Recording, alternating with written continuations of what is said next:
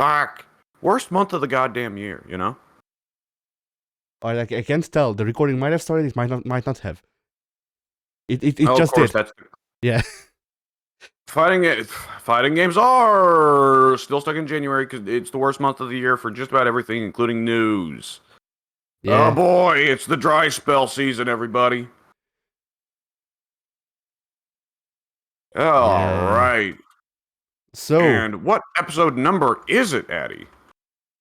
I don't think we actually shout out the episode numbers on this podcast, but either which way, it's episode 60. Which is nice. Just in case we know. Yeah.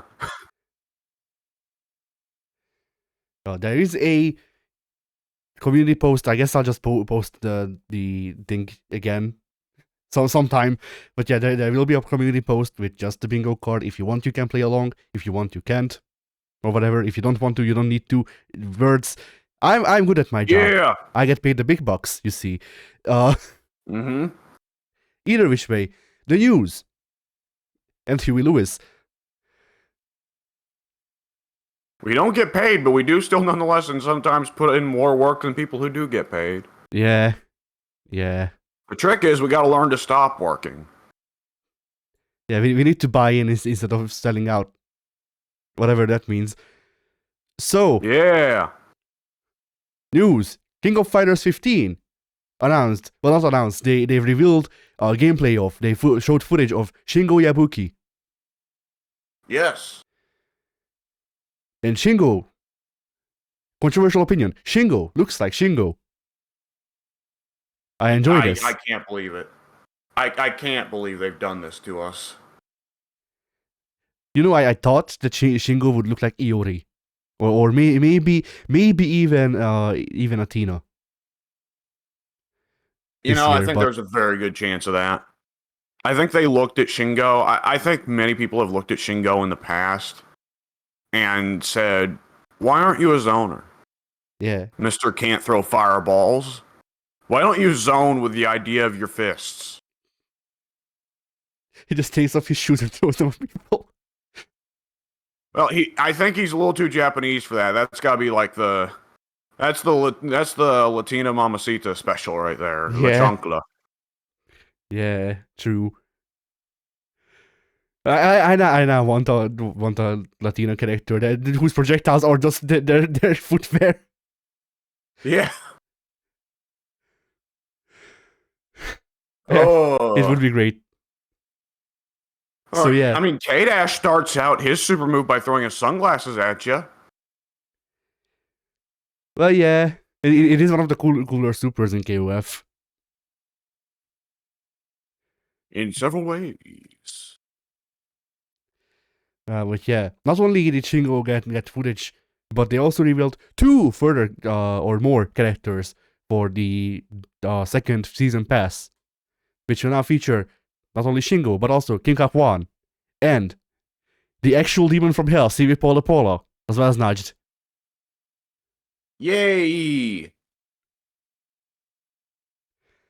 I hope that they give Sylvia a Red Riding Hood outfit again, because that's the one I used her in.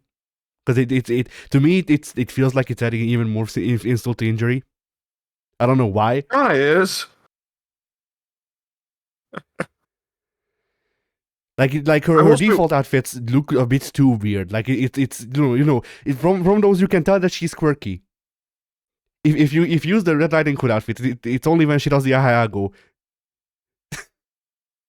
Oh God. It's a thing that she does. I know. And it might be a thing that she will do, and we will all scream. You'll arse scream? We'll all scream. Oh, I thought you were saying you're gonna scream from your ass. Now that's real fear right there. Screaming from your ass is how you get the fart with reverb sound.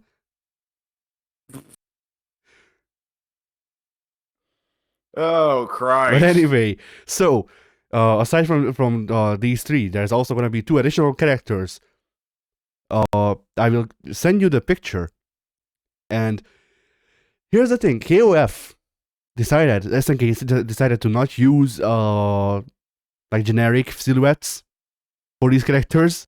So we could actually do some Oh. guesswork. Oh, that way you get the social media buzz, as they Yes. say. So picture has been sent, and I've seen people say that the last silhouette, it looks like Hinako, and I kind of agree.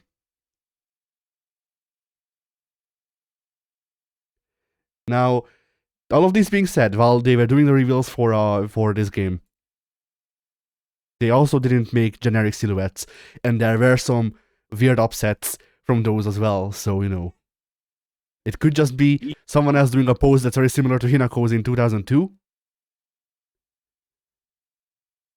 And that there is a backpack shape and a skirt shape there. That could be Hinako, yeah.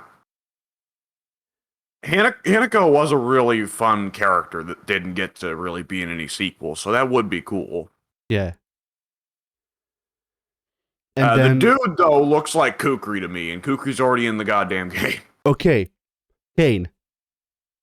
That image to me looks like Kane's character select from Garo. It does kind of look like Kane. And if they want to bring Garrow back, bringing Kane back would make sense. Especially since the one teaser image they showed for Garrow 2, correct me if I'm wrong, was Rock and Kane standing together, right? I believe it was.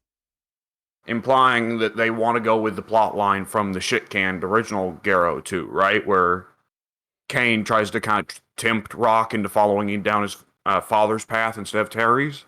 Maybe. I don't know. I don't remember most of the stuff about Garrow 2, the Kent Garrow 2.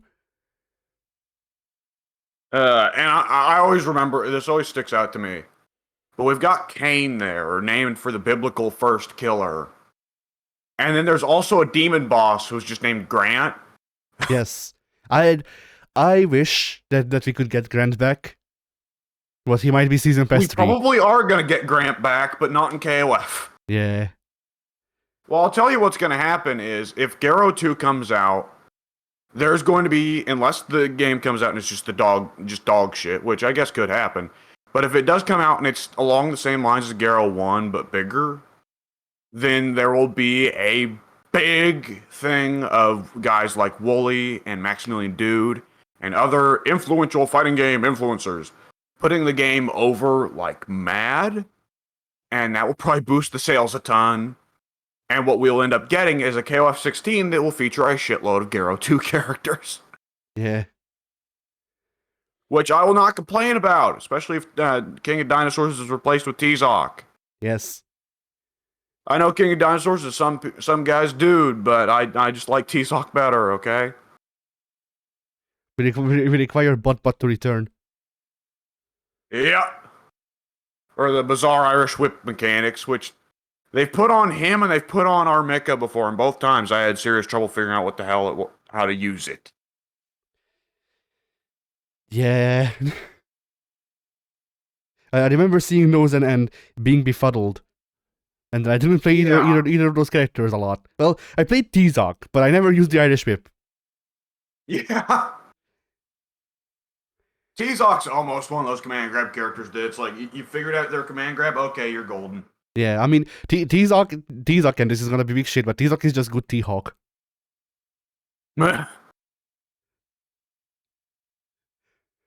What if T-Hawk wasn't boring? Huh. Dinosaurs.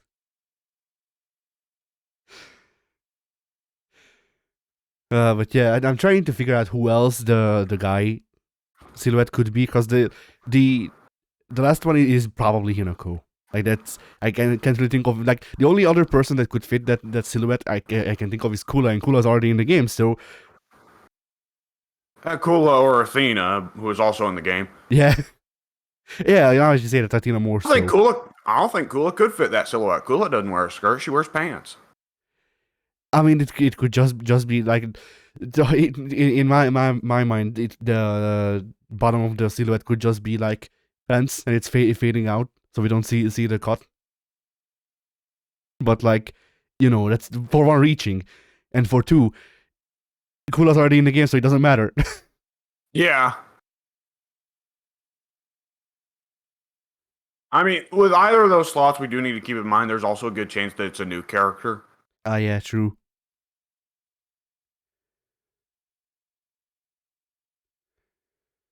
Oh my god, I just noticed that Sylvie still has a big row of eyeballs at the top of her Yeah, headdress.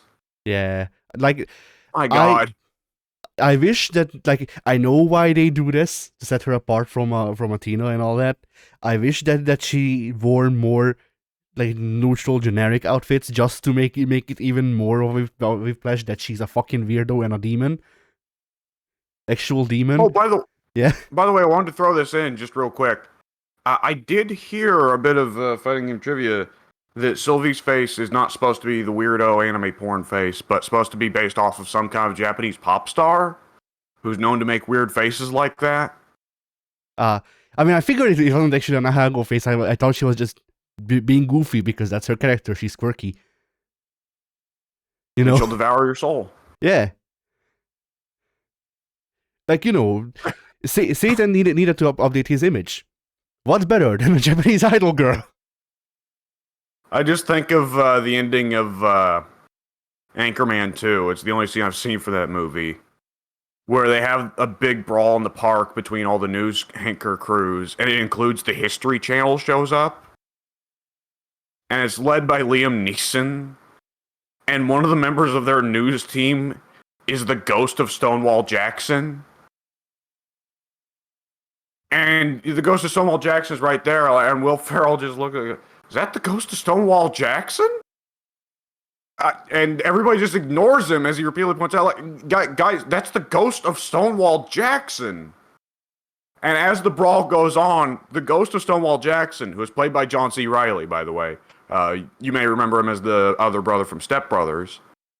He floats around eating people's souls. Nice. Like he goes up to a guy who's wounded and goes, "There'll be a mint julep waiting for you on the other side, my son. Release your soul to me." And he just Shang Tsung's the guy, and it's great. Nice. And I just imagine Sylvie doing that after any fight in KOF. Yeah. No, like, she's making the Ahago face because that's her devouring their soul. She's doing a Kirby suck. Yeah. Actually, John C. Reilly does do where he opens his mouth real wide and goes, "Oh, Discord noise canceling. Didn't like that noise." Look, it was. I can't describe the noise then. Damn it. Gold dust. The noise is gold dust. Oh, yeah. There you go. Sure. By the way, shout out to Pink not understanding what voice channel we're in and hopping into the recording voice channel for a minute. Uh, I don't know if he just did that on complete accident or if he's trying to hop into the FGA, but he doesn't know where we are. yeah, the mix-ups, they got to him. Yeah. The mix-ups that were not done intentionally. That's the deadliest. Yeah. Like, I don't mind Sylvie's new outfit, but once again, it's a thing of, like, I like Sylvie better when she's literally just Athena, but also more explicitly evil. And the outfits for the default outfits for Sylvie kind of just give it away. It's too explicit. I want her to on the character select look like Athena, and then and then in gameplay and in her win pose, just actually reveal that she's a demon. Whereas for Athena, you have to find, like, you have to actually pay attention to her lore to find out that she's a demon. So Yeah, well, I mean, she's powered by psycho power. Yeah, and then she's an idol. So actually she's a double demon. Well, I think the demons are the people who run the idol industry. Yeah, that's true. All right then. Yeah, that's pretty cool. It is funny to see them go from having DLC teams to just individual DLC dudes. Because I'm looking at this and it's looking like it's a team of Shingo, Kim. Okay, fair enough. Sylvie, what? Shingo and Kim both made deals with the devil. Yeah. I mean, like, Shingo doesn't want. Yeah. Shingo doesn't want to be lame anymore. Well, what am I saying? Shingo was never lame. Kim, like, okay, I can see what the evil Kim sees in Sylvie, What does he see in Shingo? What do we not know?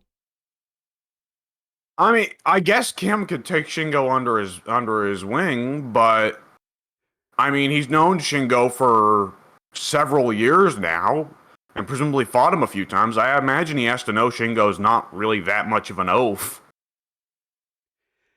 I mean, that's the thing. Past that, the only other reason he'd have to team up with Shingo is uh, to convert him to into being good. But like, he's Shingo. Yeah. I mean, Shingo was on the Secret Boss team at one point, wasn't he?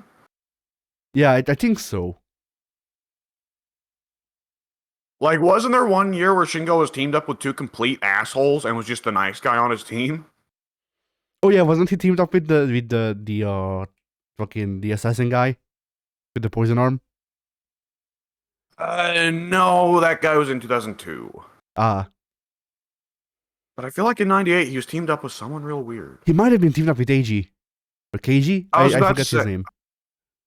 yeah, old AG who hasn't been seen in a 2 decades. Yeah, wait, wasn't their team fucking Shingo, AG, and Saishu? It might have been.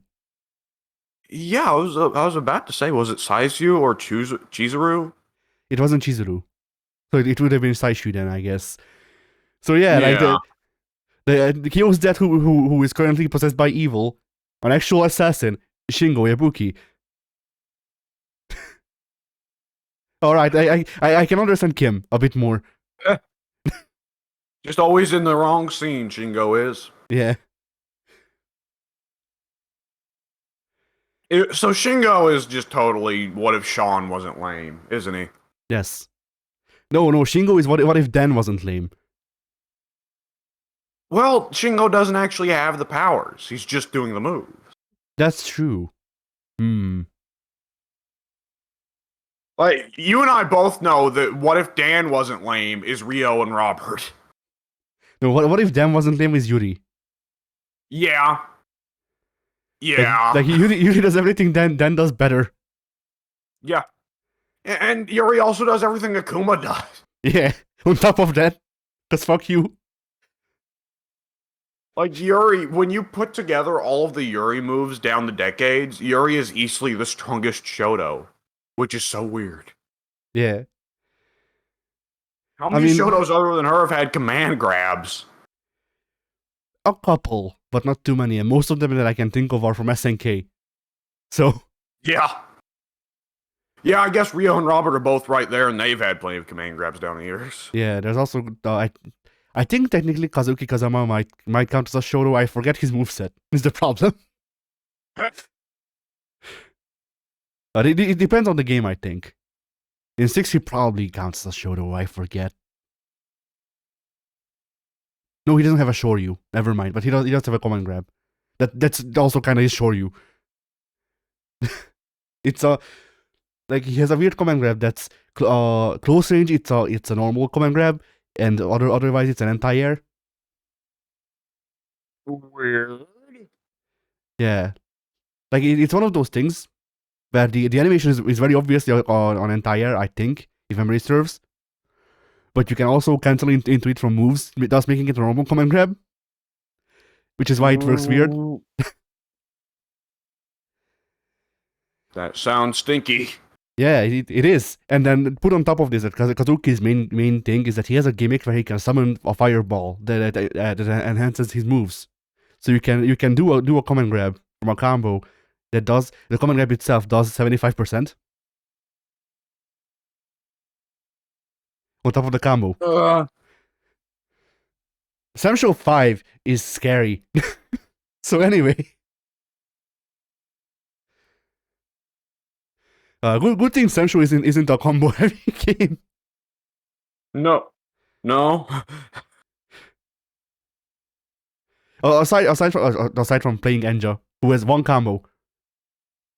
And that's not a joke. But it's a scary combo. I mean, doesn't it do 100%?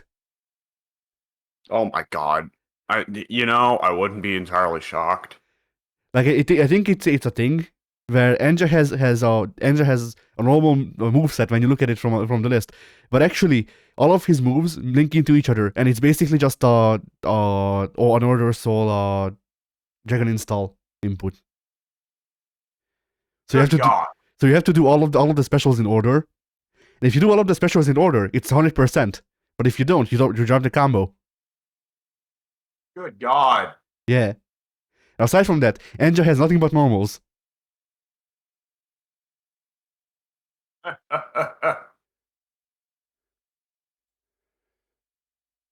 So yeah, Oh. I believe that is actually all of the news we have. Oh no, we have one more bit of news. So, depending on when this comes out, Guilty Gear Xrd Revelator 2 is getting rollback netcode in the main branch of Steam. Either tomorrow or the day after. It's getting it on the 20th. Yes. That's cool. Yes, it is something that we won't get any use out of, but, well, not immediately, but eventually. Someday. Yeah. And then we will be too powerful.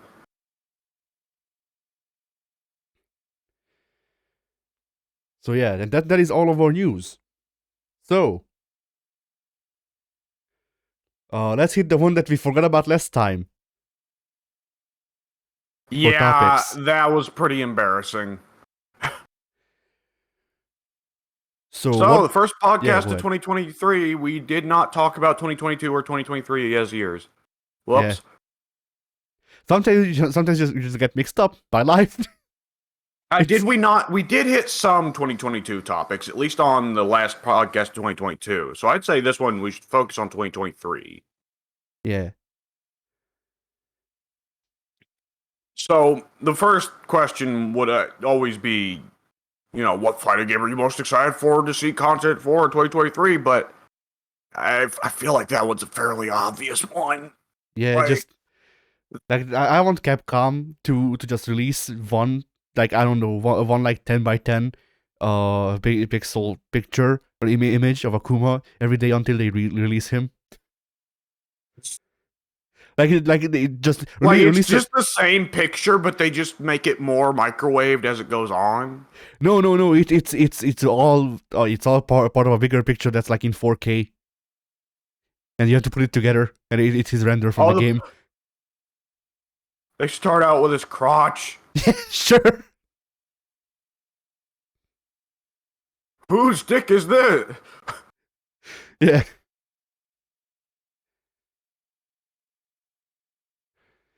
Oh boy. Yeah, that's. Okay, yeah. Street Fighter 6 is dominating the airwaves for a minute with fighting games, which that's always how it goes, ain't it? Either Capcom's running the race and they're in the lead, or they're way back in the back.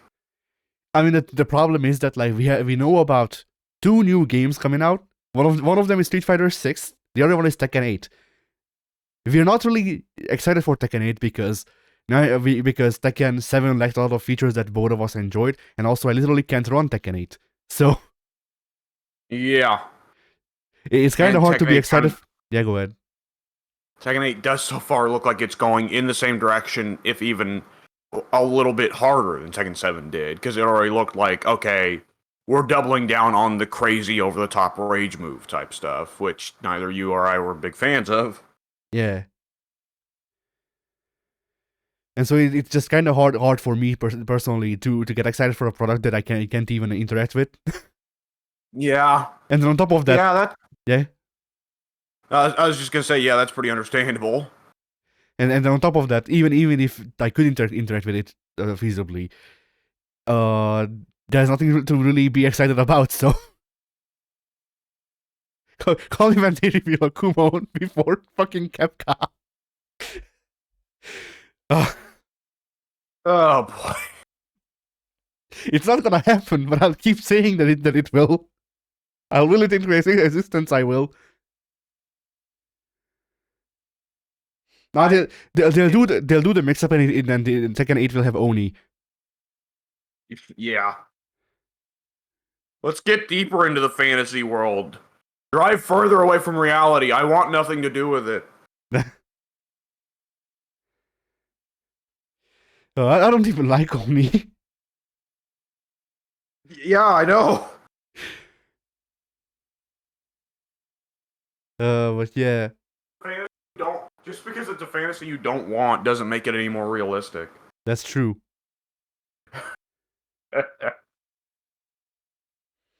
Oh boy, it's always awkward maining a crossover character because you know Yeah. you're not gonna get to play him in the sequel. Yeah. I mean, like I still have Lee and Steve to play in Tekken 8. But also, once again, it's like, well, like I meme about fucking getting Tekken 8 just for Akuma, but at the same time, like I have Tekken 7. I don't play Tekken 7 because there's nothing to play in Tekken 7.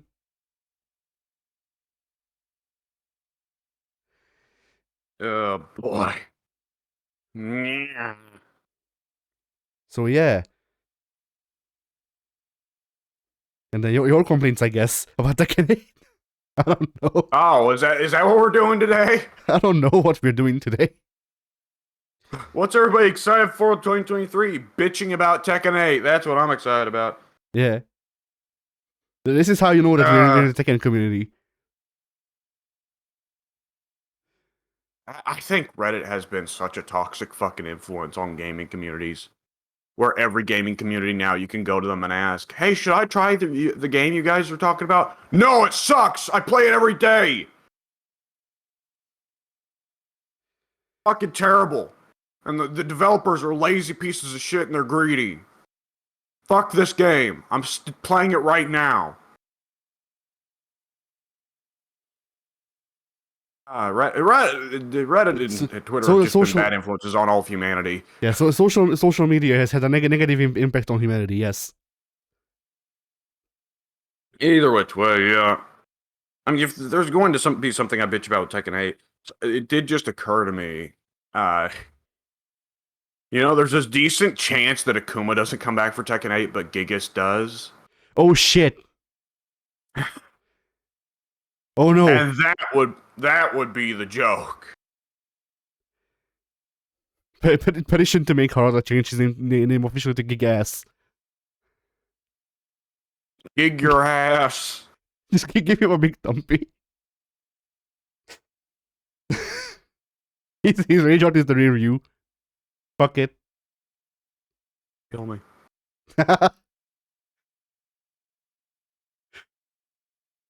Sir, that certainly was a choice they made. Yeah, I mean, look, we need Marduk, but we can't add Marduk for some reason. Also, 2 years from release, here's Marduk, but never mind that. Here's Mongo. He doesn't even play like Marduk. No, he doesn't. But do you not remember people theorizing that Gigas is Marduk? Well, was this pre-release? This was shortly after release.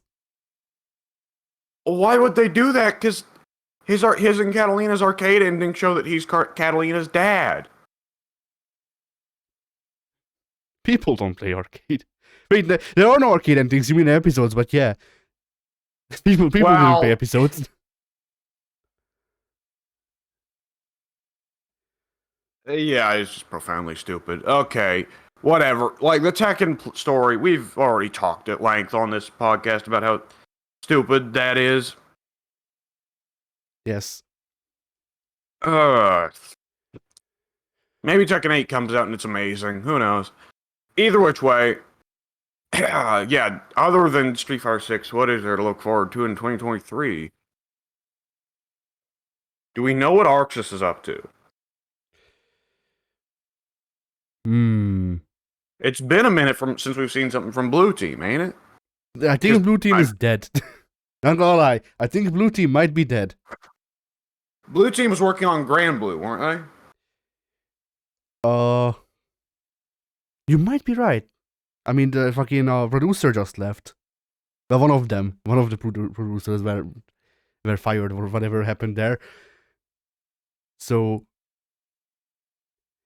that's why Because I'm saying, yeah, Team Red, we can assume are going to be supporting Strive for at least another 3 or 4 years. Because Strive wound up being a way bigger success than anyone predicted.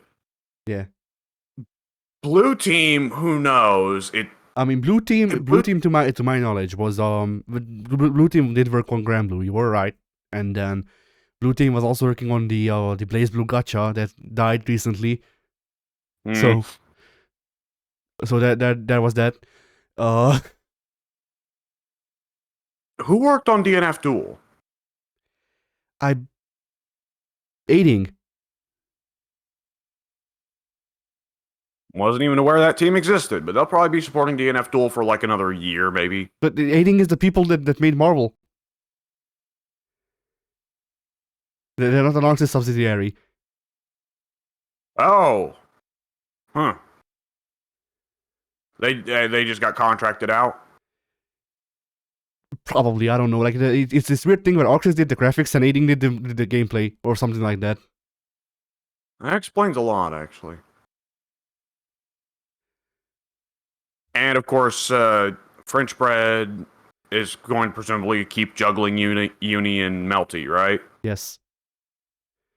Which presumably now that they've released a new Melty and several DLC characters for it, they'll probably be getting to work on something for Uni. That would be neat, but Uni is still going to just be a very niche franchise.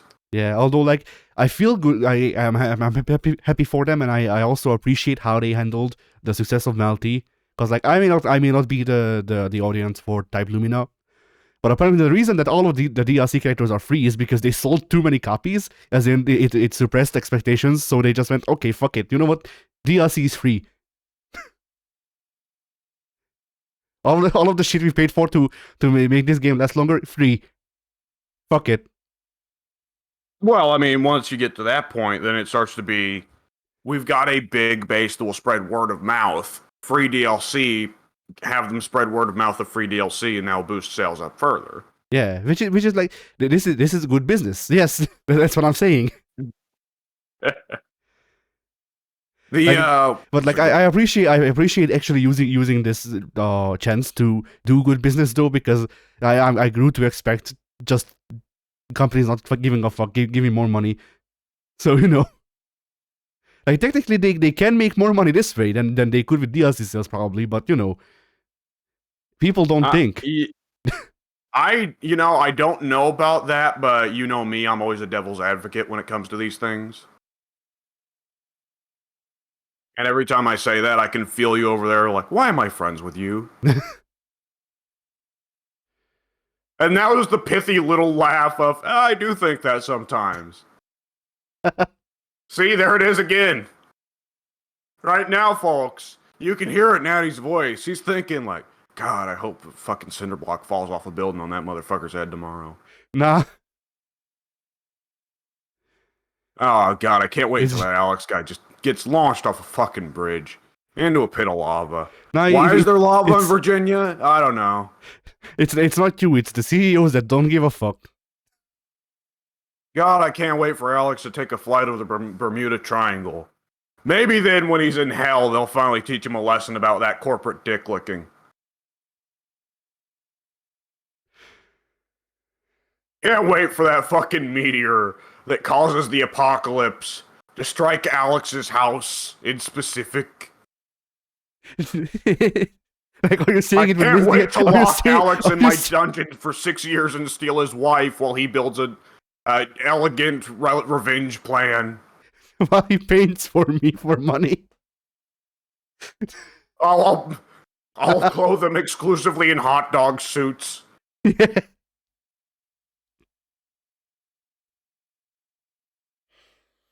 Oh, boy. I can't wait to have a battle in the rain after a decade-long feud. On the Millennium Tower. Shirtless. Yeah. Alright. And then we're also fucking Akiyama picking up the money as hobos after that. Yeah. Which one of us gets caught doing cocaine and gets removed from the series? That's you know who. Voldemort. Yeah. Oh no, it's already happened. The path has begun. Yeah. Right then. Yes. Hell, just running over all the various fighting game devs. NetherRealm will definitely. Fuck, several years now we've said NetherRealm will definitely reveal their next game this year. Yeah. And Ed Boon will reveal Virtua Fighter 7. Fuck 5 and They 6. they got hit hard by COVID, huh? Yeah. That or they just decided, you know what, actually screw the bi-yearly model. We're just gonna this one's just gonna take as much time in the oven as it needs. But usually when a game takes as much time in the oven as it needs, it doesn't work out well. Yeah, I mean, like, the thing with letting things stay in the oven is that it's an easy way to make things burnt. So Yeah. you need to pay attention. Well, the issue also is you get maximum time to cook. That means they end up throwing away a lot of the things they cook and just starting over again and again. Yeah. I mean, I wouldn't be surprised. I don't know why I left out the idea, but it's technically realistic. But like if they announced Mortal Kombat 12, and then like 10 years, 15 years down the line, Ed Boon just says, "So we had to delay Mortal Kombat 12 like 30 times internally because we didn't know what to do with the story." I'd believe him. Yeah. Yeah. Like, I'm gonna be honest, like, if they were going to do a Mortal Kombat 12, I would think it would be smartest just to go back to, okay, Mortal Kombat tournament. You're playing against, I don't know, Shang Tsung, whatever version of Shang Tsung there is in this reality. And, okay, you get to the end of the tournament, you win, and your character has whatever they want. There'll presumably be a main cinematic story mode, because that's what people buy NetherRealm games for, where the main dude, whoever it is in this game, wins. But I know that isn't NetherRealm style, and they will try to overcomplicate any kind of plot now with twists and character deaths. And I think after X and 11, they could really just stand to learn to go back to basics, you know? Yeah.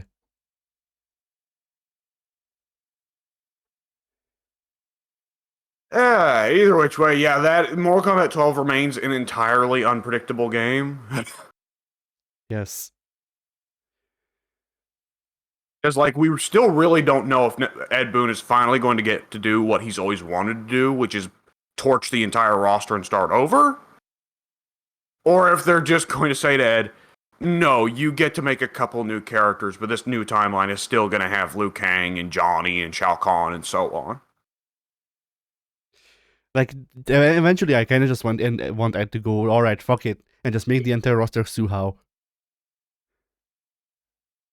Perfectly balanced. As funny as that is to us, I think Ed hates Su Hao as much as the player base does. I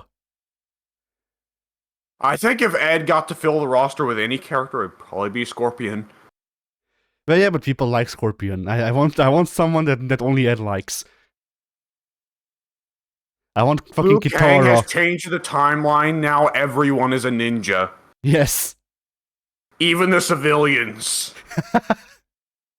You're born with the mask on. Yes. And then eventually, like it forms a certain color, which is how it's decided which clan you join. They snatch the baby out of the mother's arms when the mask turns the right color. Yeah. Or alternatively, like, a lot of the same events from the regular Mortal Kombat timeline still occur, but everyone's a ninja now. Yes. Shao Kahn is wearing a ninja mask over his skull helmet. It doesn't fit properly. It's torn at the seams in a few places, and he's just stapled it back together. Or alternatively, if you want to go with the modern trends instead, then everybody is born with a fucking Mech 16 and cargo pants. Goro is a ninja. Oh no! But yeah, like it's Instead of having the old jumping stomp, he just teleports behind you. Instead of having the jumping stomp, he does noob's grab, but he does it downwards.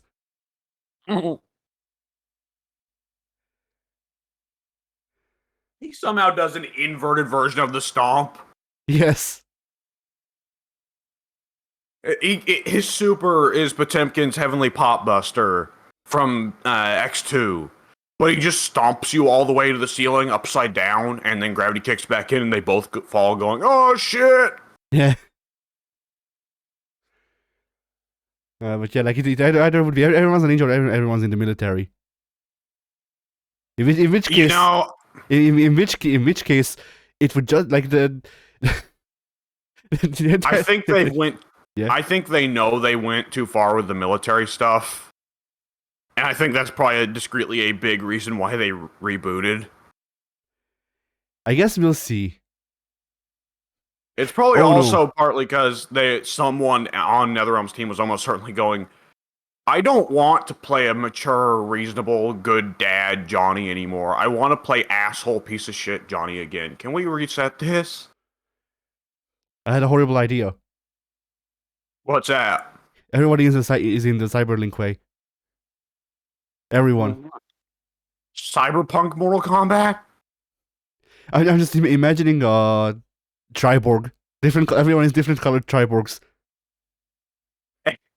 Everyone is Triborg. Yes. Triborg just makes a copy of himself before each fight. Yeah. Why would Liu Kang make such a world? Just cut to the back of Liu Kang's neck, and Frost stuck a little like chip in the back of it. Yeah. Frost was Chronica all along. Liu Kang is going for the green ending over whichever one. Oh my god. The blue ending, that's the one. That fits. Wasn't he glowing blue? It all comes together. I think yes, he was. He was. It's all connected. Liu Kang got the control ending. Okay, so this won't happen because this isn't how fighting games are done nowadays. But imagine if God Liu Kang was a secret boss in Mortal Kombat 12. I mean, that would be fun, but like you said, it's not likely. Yeah, it's not the way they do things anymore. Like what actually probably will happen is, God Liu Kang will make his world, and then normal Liu Kang will go and kill God Liu Kang while Ed Boon cries in the background because he has to use Liu Kang. Because he's forced. The story starts, God Liu Kang is finished making the world, and he just goes, "Okay, bye, I'm off to go have God sex with Katana," and then he's just gone. Yeah. You never see him again for the rest of the game. He's not a playable character. And regular human Raiden is just like, well, that was lame. There's a silhouette on the character select screen that looks so suspiciously like Liu Kang, but you can't unlock the character and you can't buy DLC. There's a silhouette on the moon in several stages that looks suspiciously like a man and a woman in missionary position. Yeah.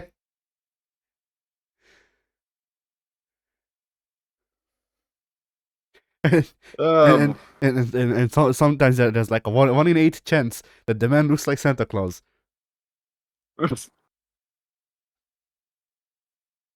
And that's how you know you've started the secret sequence to fight the hidden ninja, Wood. I was gonna say Squid with a K.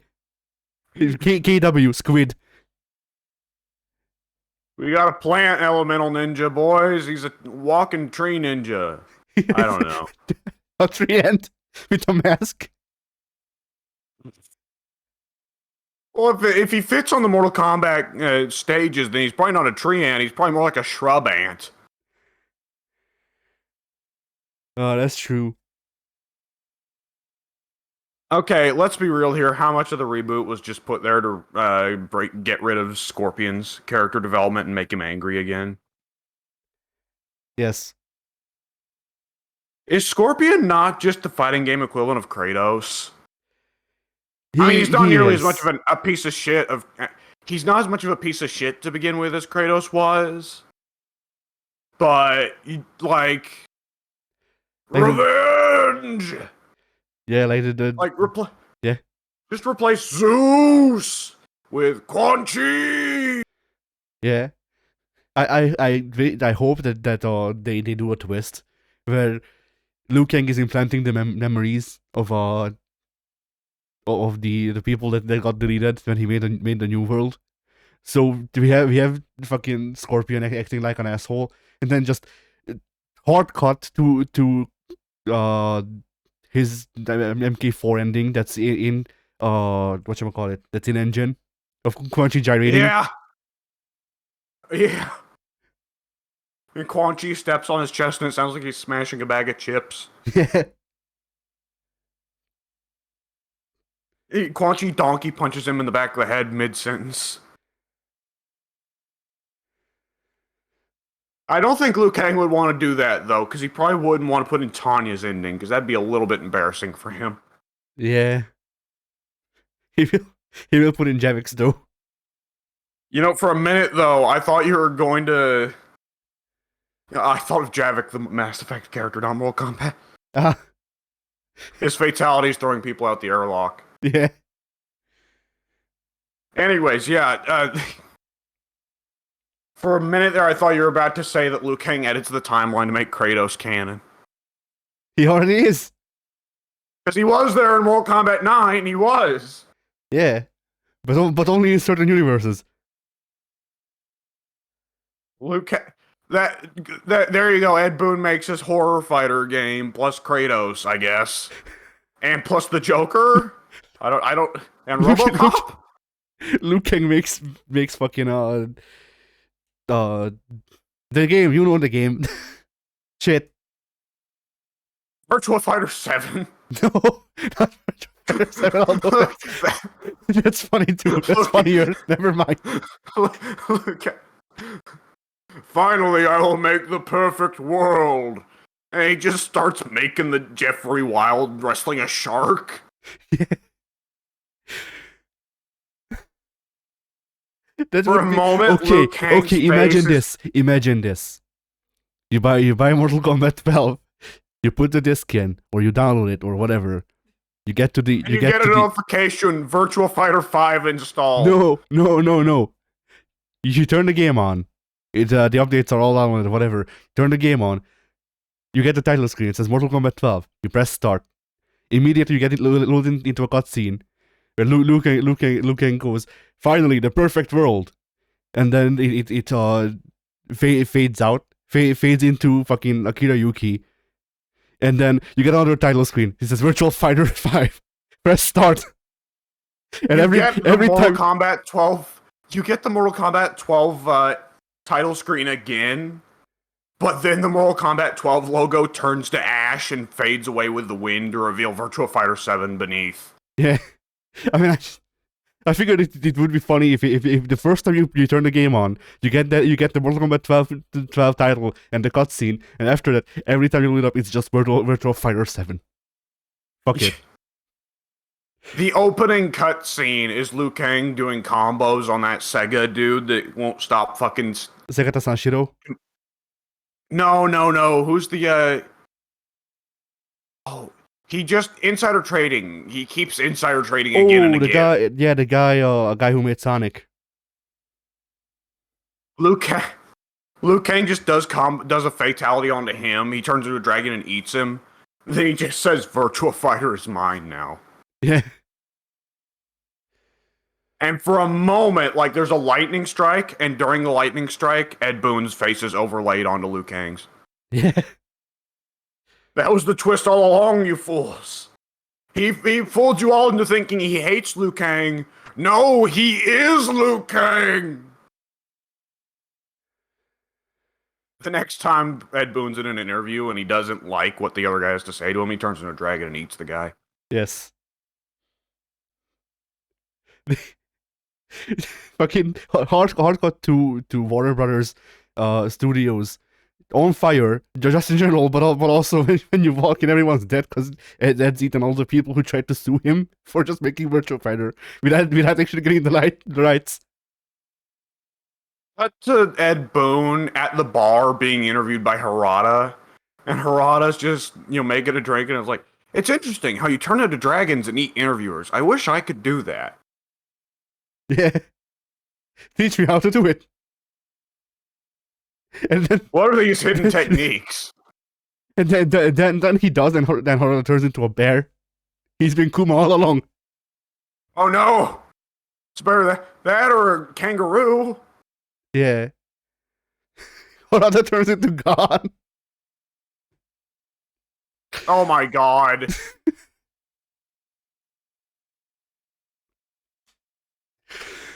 Shit. So yeah. Anyway. Oh boy. What other? We need. Yeah, go ahead. When do we get just like the crossover fighter that's all the animal fighters? I don't know. I think Konami would have to host it because they own Bloody Roar. Yeah. Well, I guess if we're counting Liu Kang as a dragon, then we'll count them. But then Mortal Kombat, like most of the roster, has had animalities at some point. Yeah, that's true. Watch out, Scorpion's gonna turn into a penguin. Yeah. No, it's Not. no on the character select screen you select Scorpion, and when you load in, it's a penguin. Yeah. But it still has Only Scorpion's has moves. one move. Only has one move: shitting a bomb. Yes. Just do it like the fucking the Mortal Kombat Mugans. Oh, the only moves this character who was in like one animation for this character that is a different model. The only moves this character has is the move they had in that animation. Good luck. Several of the animality characters didn't even do moves. They just ran after the guy while the guy ran him away. All right. Shit. I don't think Who- there's a move for just being really spooky. Yeah. What other games could they have characters from? Like King, obviously. Kuma Panda and Roger and all that. Well, I mean, let's not go down the path of furry costumes because that could just open up the entire Street Fighter roster at several points. Yeah. Well, I mean, from KI, we've got, of course, Riptor. Yeah, and Saberwolf. And Saberwolf, yeah. And there's a few other characters from KI that's probably debatable. Where does Gargos fit in? Yeah. Is a gargoyle demon an animal? Probably not. How many guys can we get from Clay Fighter? That's a good question. Is mayonnaise an animal? Hang on, didn't one of the Sam shows have where there was just the dog? Yes, there were multiple dogs. In fact, there was Mama. Oh god! There was Mama. Fucking hell, that name. Anyway, Right. there was that dog which is Nakororu's, which with the eagle, which is also Nakororu's. There was also Poppy as a playable character in Essential 6, both of them actually. Who else? There was someone else. There was some guy's monkey was also playable in Essential 6, I think. I just remembered something that makes this a idea that is forbidden. Yes. Pet shop. Ooh, no. Yeah, We take it back. We take it back. No, it's fine.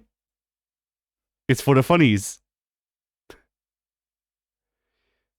Sweet Jesus. What the actual fuck? Okay, so Clay Fighter had Miss Piggy, All right. I think. I don't know if this is supposed to be just a fat lady or yeah. Do we count the Xenomorph from Mortal Kombat 10 as an animal? That's debatable. I don't know. Yeah, they're not very intelligent, so I guess it depends on he's a product of from face hugging. Which the Mortal Kombat X Xenomorph was a product of face hugging a Tarkatan. I see.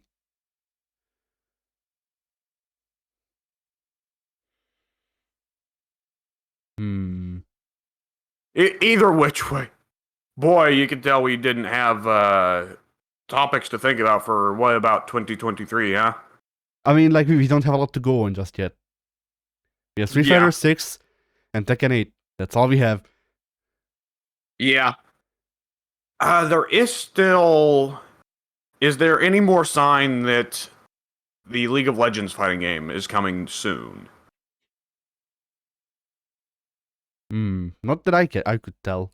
There was the bits of gameplay shown off a couple months ago, and then after that I haven't heard about it since, so...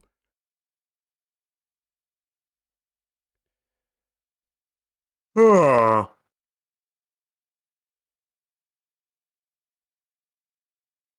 So maybe, but I don't know. Yeah, I guess we'll see.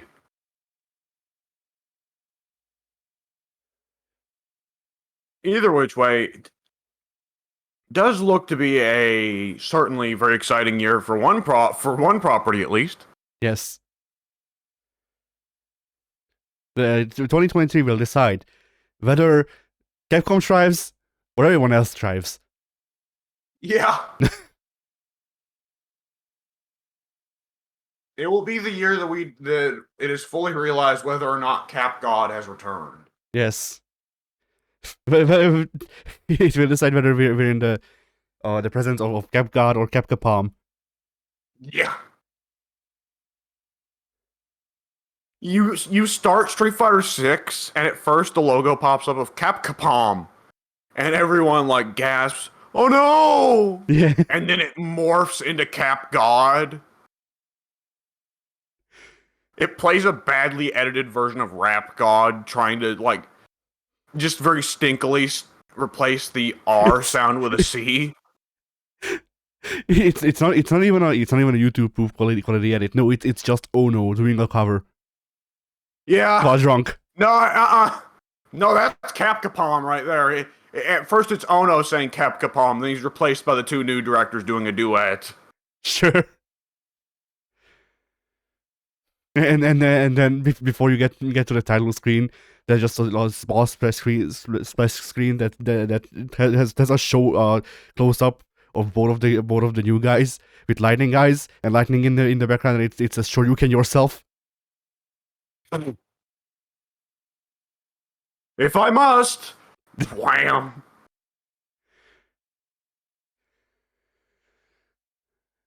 If you can Shoryuken yourself to such a degree that your eyes pop out of your skull like in Street Fighter 4, then that'd be impressive. Yes.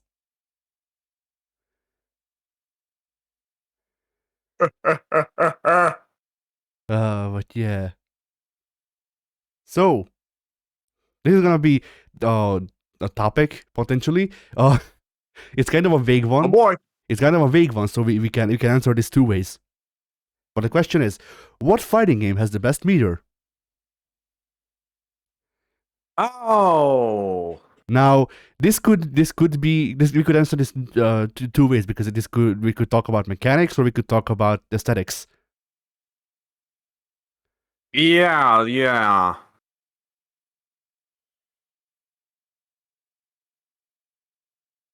Huh. It was one of the few things I was happy with from Mortal Kombat 11 was the change to recharging moves. I thought that encouraged the player to spend meter and do EXs a lot more often. Specifically, it encourages new players to do it a lot more often.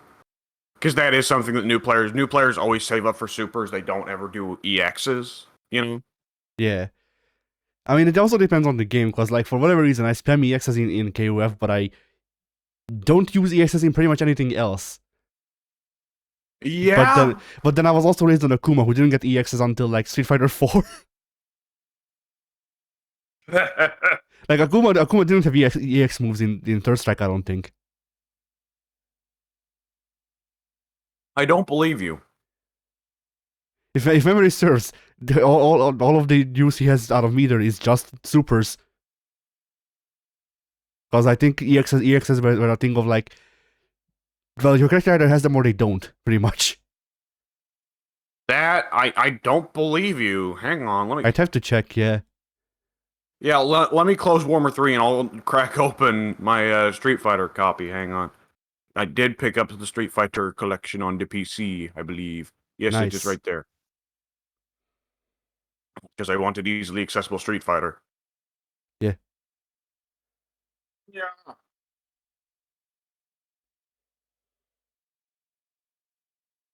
It is. Hang on.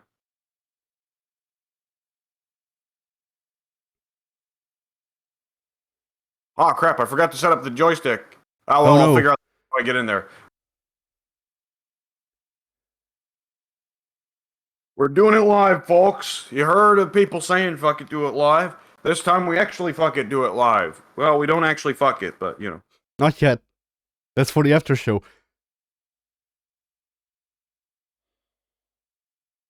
You want me to fuck my copy of Street Fighter 3? What? Sure, I don't know. Fuck the arcade PCB. Make it unusable.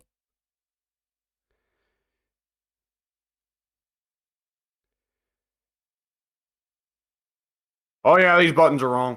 I'll have to figure it out as I go. All right. Okay, practicing third strike. Yeah, this is quite the tension of waiting, isn't it? Yeah. Oh, my settings are wrong. Everything's laggy. Why? I mean, you can just go into the moveset if you figure out how to do that, and then it should tell you if a move can be used the X or not. Oh, good God. Yeah, this is definitely the first time launching this on this computer. Holy Jesus. Okay. Okay, that's medium kick. Hang on. Let me find the... Why? Oh, no. Hang on. Oh, why is that? The touchpad is... Okay, the touchpad is... I'm not sure there is a pause. Oh, Jesus. What start? There is no start. No, there The is. touchpad... No, not the touchpad. Next No, to the I mean- touchpad. Options. My buttons are fucked because the game is configured, I guess, exclusively for Xbox controller, and I'm playing up PS5 controller. Try options. Okay, I'm going... Control Alt Delete, fuck it, pull out. I don't know why that was running so poorly. Holy Jesus. So Okay, anyway, I just talk about something else while I take a while to actually get this sorted out. all right. What should I talk about? You know, I think that's the issue we've run into here. Yeah. Well then, best meter in fighting games, in my opinion. Let's. Oh, see. right, that's... Yeah, that's the topic.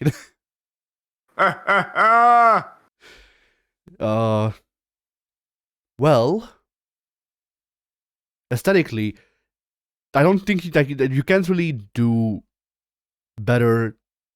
Okay, aesthetically speaking, strictly aesthetically speaking, you can't do much better, in my opinion, for a meter than something like Burst in XX, maybe even Xrd, because those two are very similar. Where it's literally just, all right, here are the letters, here's the meter. It works both as a meter and tells you what it's a meter for. That's good. Yes. It also fits with the rest of the game, those games' aesthetic, for the most part. But you know, it's still its own thing. Now, some people would probably say that it can. Well, I actually don't know if it clashes with the other stuff in Xrd at least. In XX, it definitely doesn't. In XX, some might argue, or not XX, fuck Xrd. Some might argue, but I don't know. I don't think so. Either which way, like some people argue that having more typefaces and whatever, and you know, just separate things is distracting and bad. if you ask me, it's one of those things where either you commit and or you don't. Like if you commit, then it can end up being good, because then having a mishmash of styles is your aesthetic. That is your style. Or you can just make something that actually looks coherent. And both of those can be readable. But yeah, mechanically speaking, hmm. I mean, if it's not, even if it's not my favorite, I think I have to do a shout out of the Vorpal meter or whatever it's called, the little meter at the bottom in Uni, because it's an interesting mechanic, and how it functions is very different from what I've come to expect from most games. I don't know if I would say it's my favorite, because it is kind of snowbally, and it can be confusing. Yeah. I was about to say, I'll say as one of those people who finds the Vorpal meter incomprehensible. I don't know that I'd agree, but like it can be hard to read, but mechanically speaking, at least it's an interesting mechanic. But yeah, I don't know if I'd say it's the best or even just my favorite. What would be my favorite meter?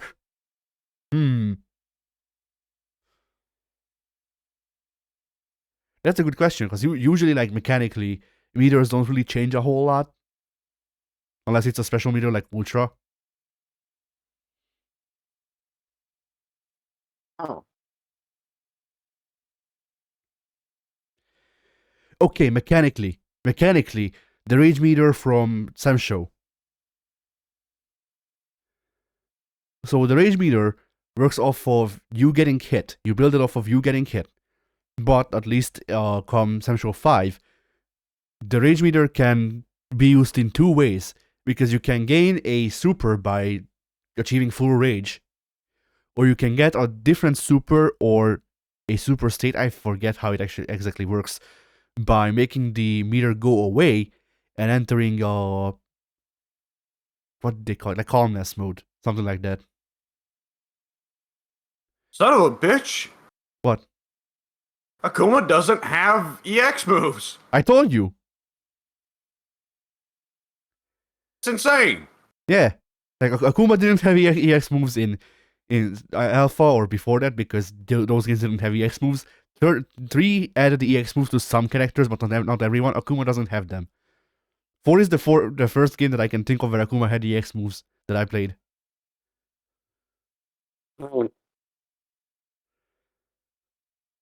That is bizarre. Yeah. Which is like, that is probably why I play the way I do usually, because of this. I usually only use EX moves as a get out of jail free card, or if I need it for a combo. But unless either of those two are fulfilled, I'll save up for a super, because I don't know what to do with meter. I was never taught what to do with meter. I was never taught and I'll never learn. Yeah. But yeah. So what do you think is the best meter? Or I guess your favorite, since we can't really we can't really make the judgment of what's the best overall, but what's your favorite meter in fighting games? Aesthetically, I'm not a huge like UI aesthetics guy. I would say it was a downgrade from going from Guilty Gear Xrd to Strive, but I think anyone could say that. Yeah, like the problem with most fighting games UI is that a lot of them kind of blend together, because it's just bars. Just everyone rapping real fast. No, but but yeah, like it's just colored bars, so it's kind of hard to do them good or bad. It's the small things that you can do aesthetic. Yeah, go ahead. The goal went from aesthetics to visual clarity. Yeah. Like the only real changes that you can make are small with the default bars, generally, because because you need to have those clear. So it's stuff like Second Impact and Street Fighter 6 has the character portraits in a small like wing next to the health bars to show which character you're playing as, or stuff like that. Yeah. But if I were to think of which one I like most mechanically, other than the recharging meters in Mortal Kombat 11, uh, I don't know. I guess like the various groove meters in CVS 2 were really fun.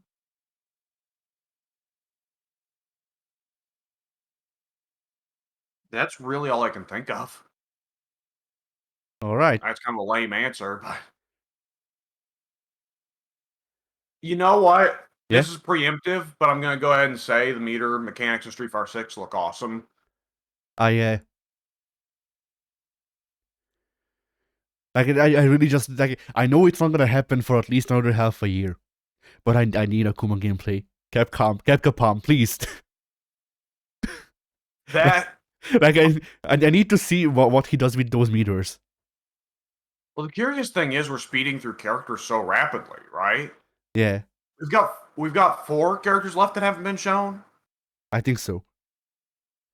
But We then haven't seen Geef. We haven't seen Cam. We haven't seen Cammy, right?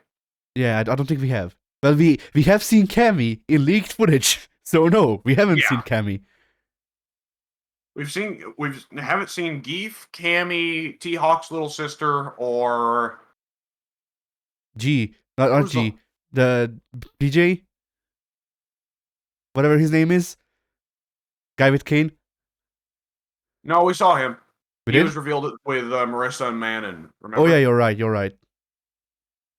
Hmm.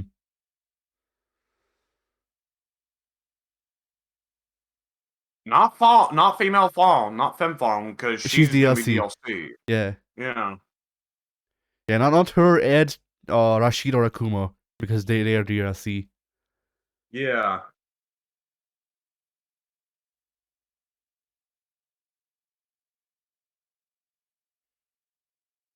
Huh.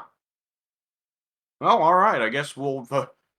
Guess it'll be a surprise then. A surprise all over again. We'll see who we haven't seen once we see them. Good deal. Yeah. Well, we have seen them, but we haven't seen them. So Yeah. Anyways, we have seen them, but we haven't seen them.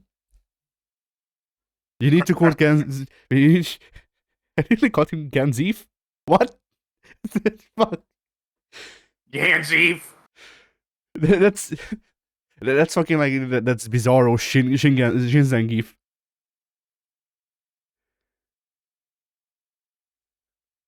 So the question, I guess, for both Geef and Akuma is, how much of what they get will be new stuff versus how much of the stuff they get will just be they get all their stuff, right? Yeah.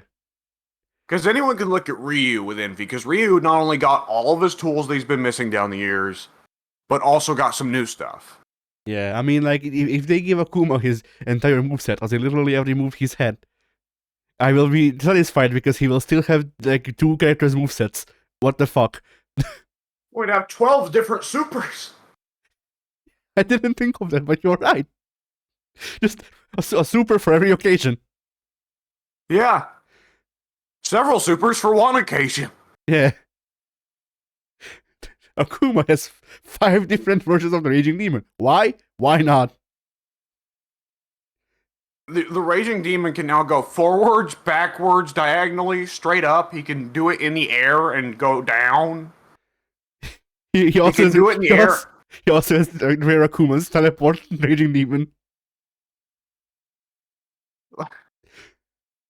If Akuma gets full of both meters, then he just instant kills. Yeah. Oh no, wait, you start. Yeah. You start with full of both meters, don't you? Oh yeah, you do. You do. You just gotta hit Akuma before he can input Raging Demon. Yeah. If he does, then it goes into the insta kill state. The reason Guilty Gear Strive doesn't have instant kills is because Akuma got it. And all the characters' eyes just bug out whenever Akuma enters the instant kill. Yeah. Like, including Akuma's. The reason the reason Strive is lacking so much stuff from earlier Gear Gears is because Akuma stole them. Akuma just bit into the side of Guilty Gear Strive and sucked most of its meat out. Yeah. Like Akuma has fucking had normal air dashes from Oni, I guess. He has Roman cancels like he did in 5, but more powerful. But I'm just imagining. what else would he have that's fucking broken? Gatlings? I'm just Oh imagining. no, Akuma with Gatlings. I'm just imagining Akuma doing the crazy 8-way air dashing from Marvel vs. Capcom, where he's dashing all over the screen. And in response, I just play the "What is that" clip. Yeah, Holy Jesus! yeah. Like the thing with the air What dash, the fuck is that? the thing with the air dashing is that it would be broken. At the same time, you play Zangief, free air grabs. Yeah, yeah. Geef's definitely going to have air grabs of some kind. The question will be: will he have ground to air grabs like in? Will he have ground to air, or will he have air to air? Why not Also, is both? the Siberian Blizzard a super again? Yeah. Oh, the idea of Akuma having air dashes for no reason, they don't explain this ever, is funny. Like I I mean, know, with Akuma, you don't yeah, need to explain it. yeah, it's the Dark Huddle. That's it. Fuck you. Touch the top of the screen and just stay up there. Yeah. If Akuma ever gets the health advantage in any way, he wins. Although now that you say that they could they explain the fucking the air dashing, I do kind of wish like if they go down that route, which they won't. But on the off chance that they would, I think it would be a lot more fun if every time you do the air dash, it does the Ashura Senku sound, and then it's just a But different he form has a of Ashura really Senku. but it's really quick. But this Ashura Shanku sound still plays in full. Yeah, So the more you keep doing it in a row, the more bass boosted it gets. yeah. Eventually, you reach like pre netcode patch, Guilty Gear XS, Volcanic Viper. Jesus. No, that was the first netcode patch. Wasn't it broken before that? I forget. Well, I mean, I'm sure it was broken before that, but they didn't really bother to fix it until the second or third netcode patch. Yeah, that's true. And I distinctly remember having a good time playing with you and Pink in our first couple sessions of Guilty Gear. But anytime someone picked Soul and they used Ground Viper, everyone was like, "Oh, what the hell? My ears!" I'm just imagining fucking you're fighting a match against Akuma. He keeps doing air dashes. He's beating you. He has a full meter. Inputs Raging Demon, and then you just hear from actually behind you. Die 1,000 deaths, because it's that fucking loud. Yeah, that's bass boosted. Like it is thoroughly crispy audio. Yeah, the Raging Demon now Oh, blue screens your PC. You're welcome. crash 1,000 computers. Yeah.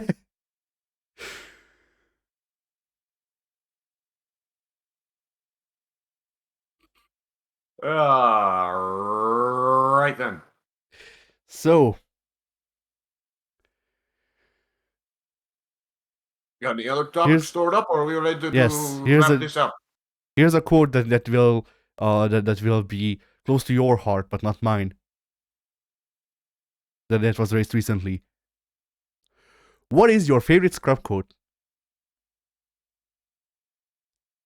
Oh, I had a favorite one, but I think I've forgotten it. I mean, we can talk about the favorite types of scrub quotes. Yeah. I mean, anything that LTG has said down the years that wasn't outright hateful was a pretty great scrub quote. What's your favorite scrub quote? LTG? Yeah. Yeah, he's just generally there.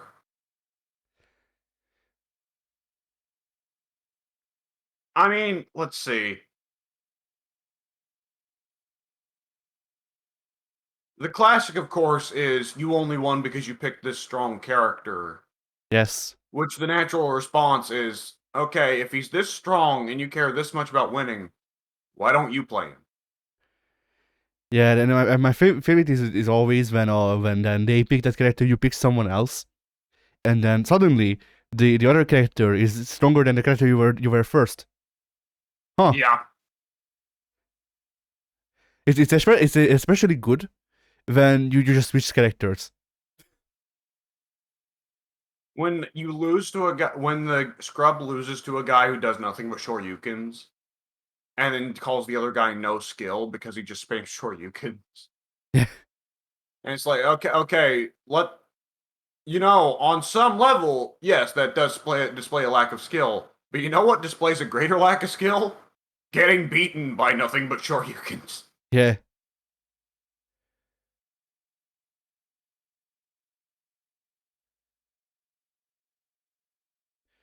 Oh man, let's see, what else is there?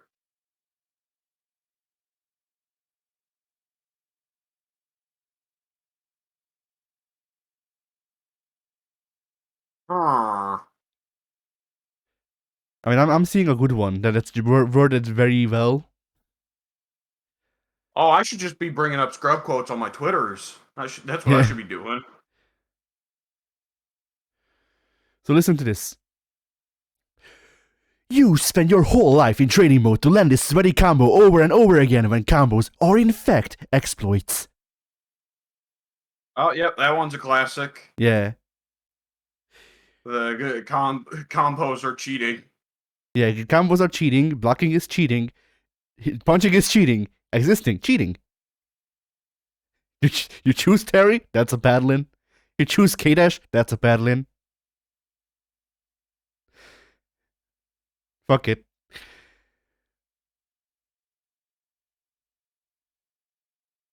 There's also this one, this is also good. Doing fireballs all game is not fighting. You aren't a man for projectile spamming. Have fun being a coward your whole life. You are a man. Yeah, you aren't a man. Like, okay, cool. This just it. Just This block. just in, boys. You can't win matches of Dragon Ball Fighter Z until you remember the exact amount of frames it takes to block for every character against every attack. Yes. Your favorite one is here. One of your favorite ones that I hear you say a lot. What's that? You only won because I lost. You only won because I lost. No, my favorite is you only won because I ran out of health. That's also here. Oh, that was there was a big compilation back in the day. I don't know if it's still up. Probably is. A bunch of voice actors, amateur voice actors, doing League of Legends scrub quotes in the voices of the characters they were playing.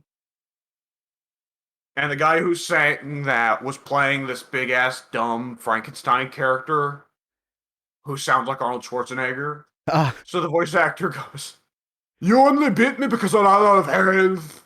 nice.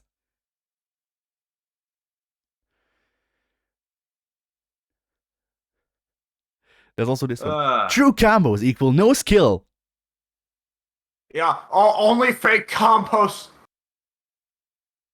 Only the combos that I can tech out of.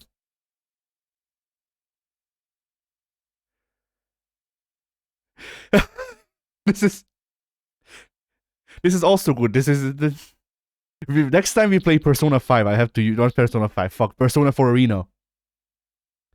I have to use this. You have to tell me when you're going to do a grab. Oh my god.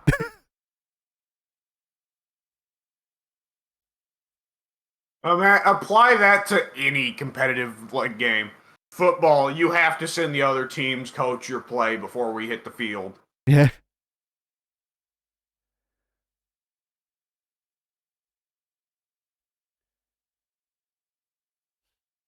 I I like how one yeah, go ahead. guy in Siege says he anytime he's playing Siege and a Kavira player or a Frost player downs him, he quits before they can kill him because he says they don't deserve the kill. You don't deserve the kill just because I made a mistake. Oh, I mean, with the Kavira one, I mean, it thanks your performance, but at least like that, then you could justify it by going, I'm not giving the enemy intel. Like, That's, like it's oh it's man. still it's still a stinky baby move, but at least with that Yeah, one, I you guess could have there's a strat there. I yeah. forgot Kavira could do that. Honestly, in my head, I was just thinking Kavira is the character who gets to walk quietly. Oh yeah. She's that, and if she downs you instead of killing you, then she can interrogate you first, which gives intel. So like there's actually a strat that you could do with quitting when she downs you, but it's a stinky baby move.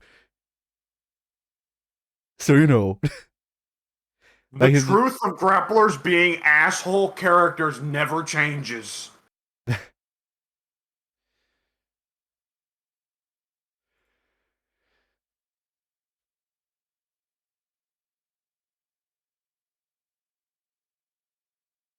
PvP is against canon.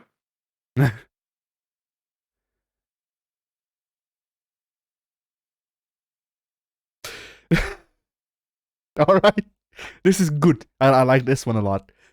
You only know how to win. You don't know how to play the game.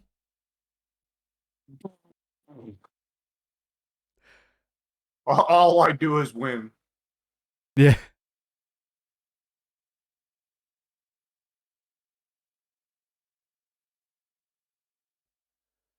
Don't don't play Torbjorn. His turret is a crutch.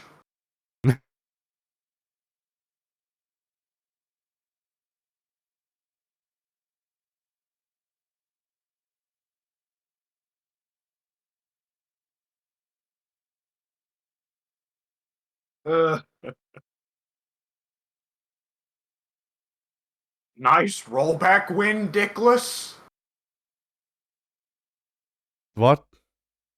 Like I get it, but what?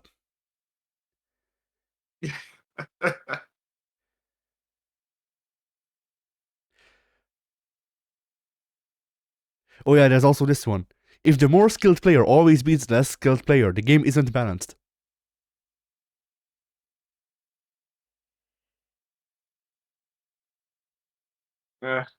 Fuck it. Someone said, "Oh, they're like based Mario Party player."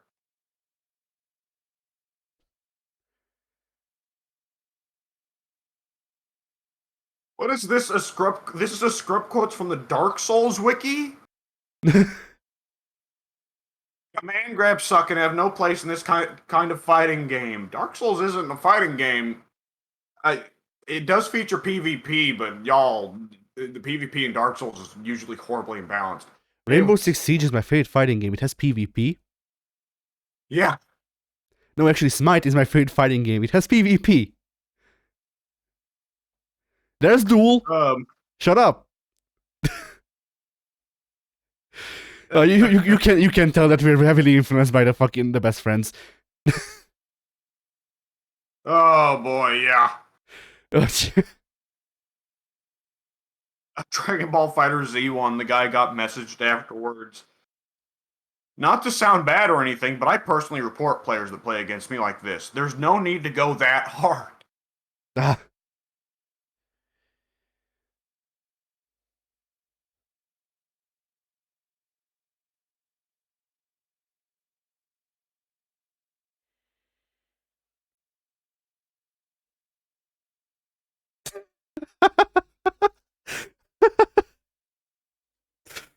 Oh shit.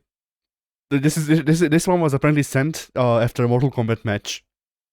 If you like grabbing so much, maybe you should grab my dick instead. Which That's actually pretty good, yeah. yeah. Oh my. This is the first time I've ever seen scrub quotes for chess. What? Yeah, the guy loses at chess. And Is he it just is it starts the texting the other. yeah? He sends the other guy, I fuck you, bro. You suck my ass. I fuck your family and you. Oh yeah, that guy. There's also been a controversy in chess recently. Allegedly, a guy was getting moves sent to them through a butt plug. Oh my god. Yeah.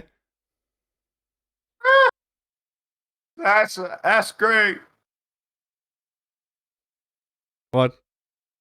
Oh boy. I was saying the butt plug thing. Ah, yeah. Yeah, like they accused the other person getting moves sent to them through like the specific vibrations of a butt plug. Now the question is, how did they know that the other guy had a butt plug in? Like, if so, Yeah. how?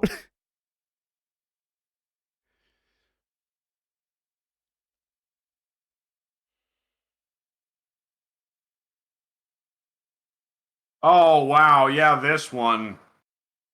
Hello. This one I can tell what game this is from where the guy got mad. Guy says, "You think you won, but you were playing a transgender character, so you lost." Ah, Mm-hmm. this could be one of two games. It's probably Strive. It is Strive. All right, I yeah. recognize this dialogue box. It's Strive. Ah, Uh, okay. Yeah, it he was. then lets loose a long string of transgender suicide statistics. Ah, Yeah. Ooh. people salty over brisket. But yeah, it was either her or Ladiva that I figured the character was in question. Yep. Chip is cheap. I'm counterpicking with HC next time. Who is HC? I can't. Who is HC?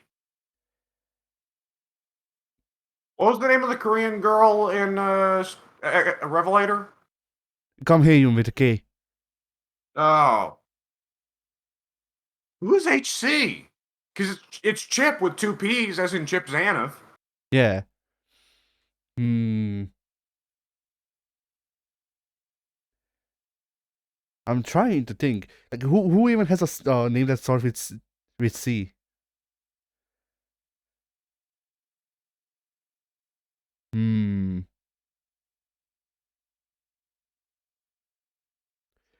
Is Chip the only character with a name that starts with C in Guilty Gear? He can't be the only one. Happy Chaos. Oh, Happy Chaos, yeah. Counterpicking Chip with Happy Chaos?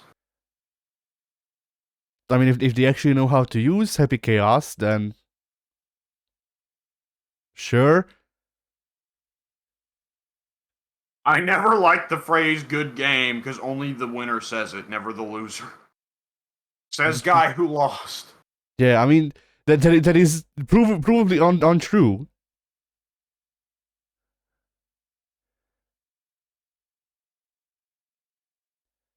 Okay, this one's from Minecraft. ScrubQuotes in Minecraft. Are you ready for this one? Yeah.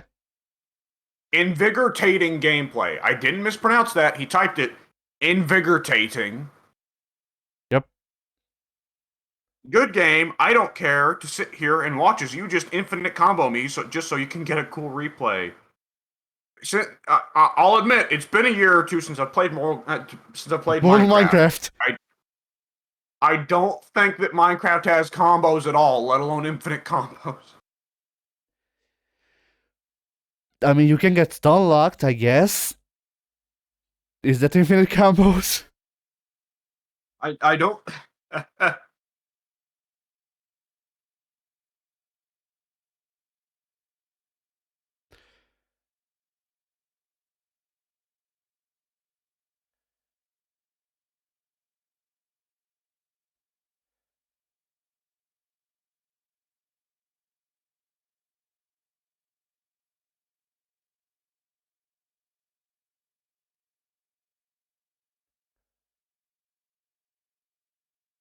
Aw.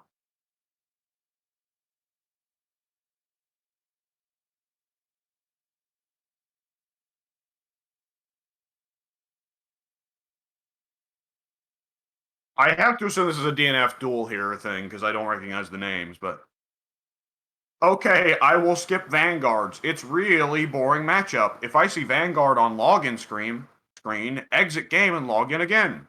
For real. Carried. There is no block list in this game. Ellipsis.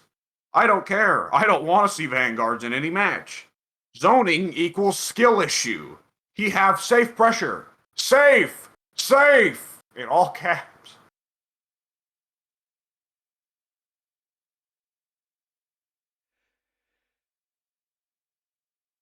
I mean, you could just apply that last part to the entirety of the game. The game has safe pressure. Safe, and then My God. hardcore 2 uninstalling the game.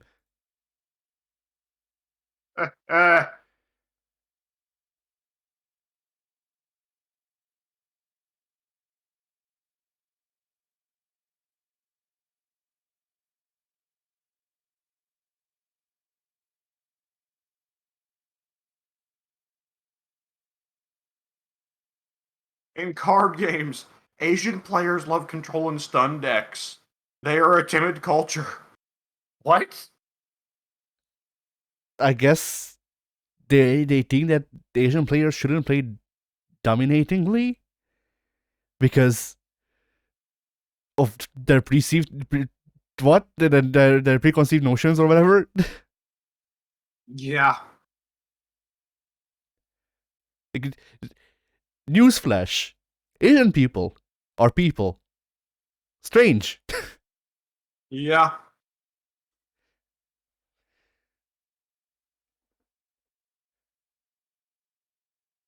Man, I hate combos. Why should players have to time button presses to get more damage? It's just not fun or intuitive game design. It's just a bug. There should honestly be more fighting games with single hit moves that do 20 to 40%.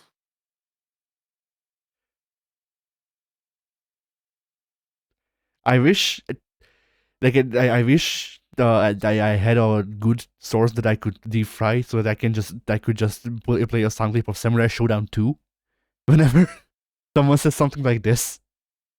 Yeah. Because truly, just go play fucking Samurai Showdown 2. Not even 5, because 5 would be too fast for these people. Play Samurai Showdown 2 online, the 360 version.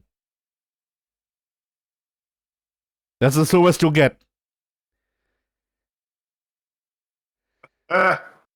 Like you remember the online matches we had in Sam Show 2, the 360 version? Vaguely. I remember them being painful and laggy. Yes.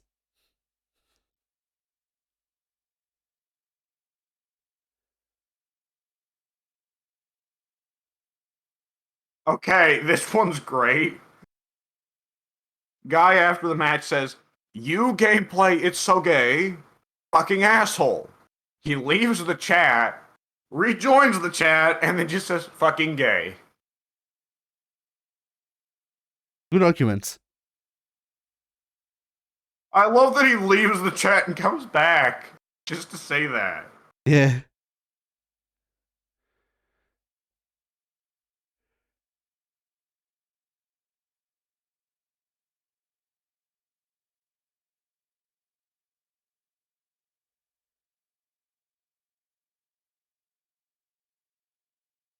What is this?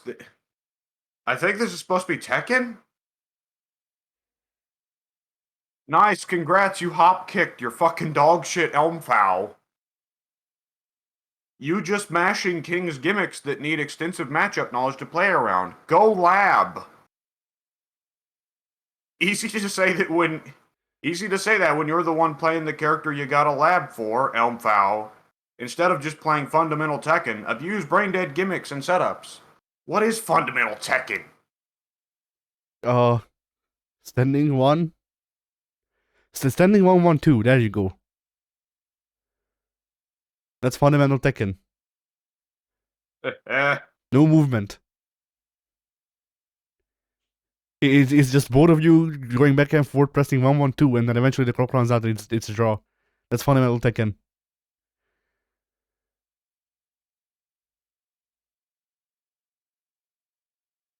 Ash rules everything around Dead by Daylight when it comes to nerfing. When you are a content creator and make cash, you do it by fearmongering. Nerf is the best fearmonger there is. It is time to come together and disparage content creators for fearmongering. Their ability to make money ruins the fun for casuals. Stop the nerf. Okay, which part are we angry about? The game getting nerfed or YouTubers making money? Which part pisses you off? Mike, please elaborate. I was about to say this does sound like something Mike would say, actually. Mike would have said it more eloquently, but yes, there. Mike would have had the forethought to actually split up the 2 points, though, into I hate YouTubers because they make money, and I hate that they have such an impact on the way the game is balanced. But yeah, I But also spent the entire. Yeah, go ahead. I'm also going to. I'm going to go ahead and take a shot here, knowing the DVD community. They are complaining about killers getting nerfed and not survivors. And God bless Mike, I don't think he would ever complain about killers getting nerfed. Also, I spent that entire comment waiting for fucking Dream get the money. It never Yeah. delivered. Dollar bills, y'all. You just have to do it. Like you start the sentence with cash rules and everything. You have to finish it with cream. Hang on, here's one from Tekken. You're such a tryhard, using Lars like a scrub. Cheap character. You're not good. I could use Lars and beat you silly too, but I ain't a cheap loser. I could. I used to main him. Till I realized how much of a sissy you'd have to be to rely on such a cheap character. Okay. Davi, I thought we wouldn't read out our own personal notes. Lol, you're right. You're probably a loser. This guy keeps going. Fuck me. Oh no. Lol, you're right. You're probably a loser with no friends who plays this 24/7. Get a life, douchebag. Bounce. Uh, the guy says, oh boy. Shake it off, salty, cause I'm right. It's not about that anymore, dum-dum. Switching the topic cause I'm right, pathetic.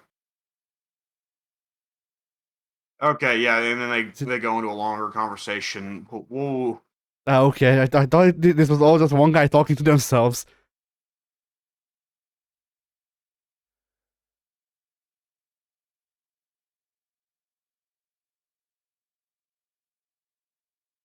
What? What is it?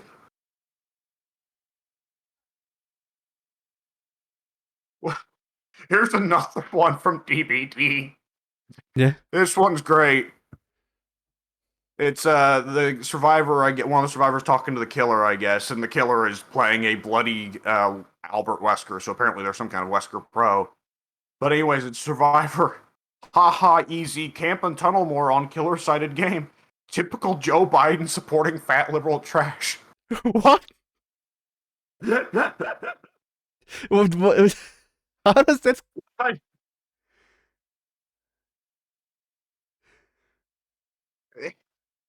How did I lose? You're the one that has to camp and tunnel on a killer-sided game that's rated for children.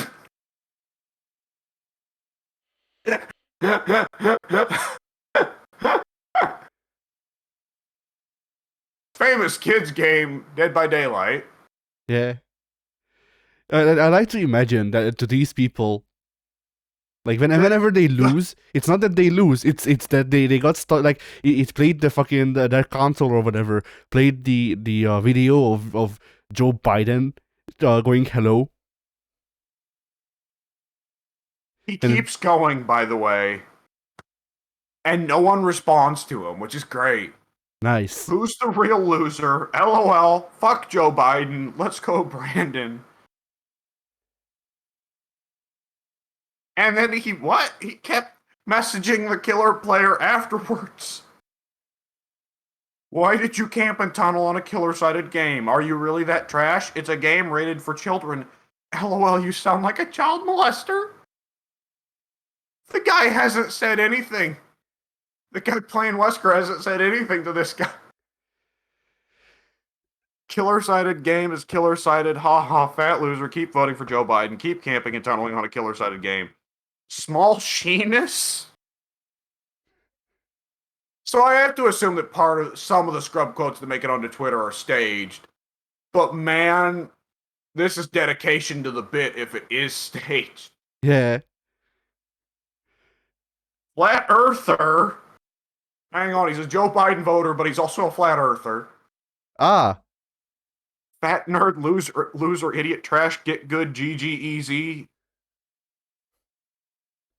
Too easy, get good, get wrecked.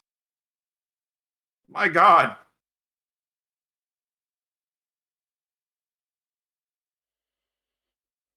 Does it keep going or are we done? Because at this I point, think we're done. I think we're okay, done. okay. I don't understand the leaps in here, but then I'm also not salty that Dead by Daylight. You see, there's a great fix to that. Don't play it. Oh my God.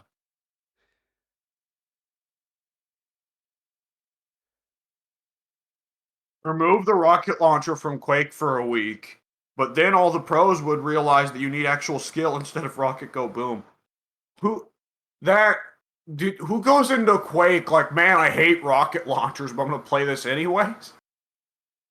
Is that not like the thing everybody knows about Quake? It's a rocket launcher focused game? I don't know.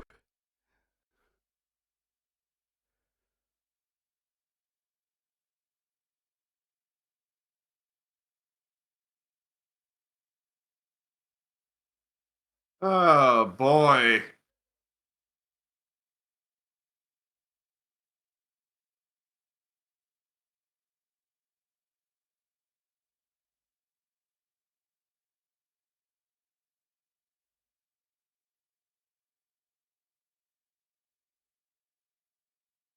Okay, shout out to this guy who commented on a video of a guy doing really well at Guitar Hero, apparently monstrously good at Guitar Hero. And he just says, dude's only sliding his hand up and down the buttons. There's no precision in this clip, just dumb luck. Yeah, because that's how it works. Yeah. Like, Raking it. Yeah, go ahead. he just headbutted the controller and just happened to be perfect luck. Yeah, like raking is definitely not a learned skill, as we all know. Um, I actually don't know some Guitar Hero tech. In theory, I don't think I can actually do it, but you know. So Okay, this is amazing. This is a guy complaining about skill-based matchmaking in Destiny. He says, having to try harder as a better player for being good is 100% being penalized. Factual. What do you mean being better means I have to try harder? what do you mean I should improve? I want to plateau and then still get my brownie points. I want to use my muscle memory and regular memory to stomp on the players who are worse than me. It consistently frustrates me that the game expects me to actually try and keep up with players who are at my level. I also just like the factual at the end. Like anything you say is true as long as you say factual at the end of it. It's like no homo. Yeah. Like fucking. What's the dumbest thing that I can say that is obviously not true? Hmm. All right, me answer. Fuck it. I like Guilty Gear Strive. Factual. Yeah.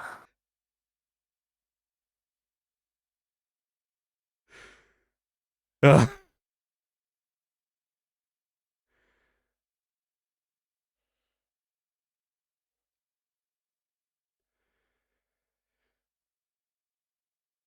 What? Yeah. Okay, so sometimes okay, there we go. I'm gonna ignore that.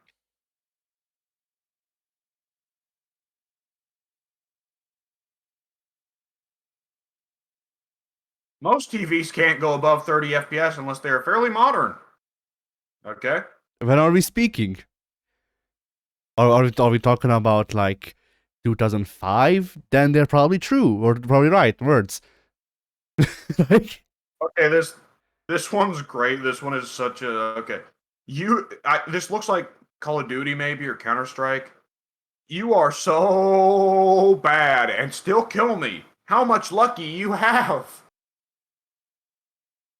Like that one's just a cute. flagrant self-own. Like Yeah, like what? cue the fucking clip of Domino or whatever her name was. The chick from, I think, X-Men and also Deadpool Oh, 2. luck isn't a superpower. Yeah. Yeah.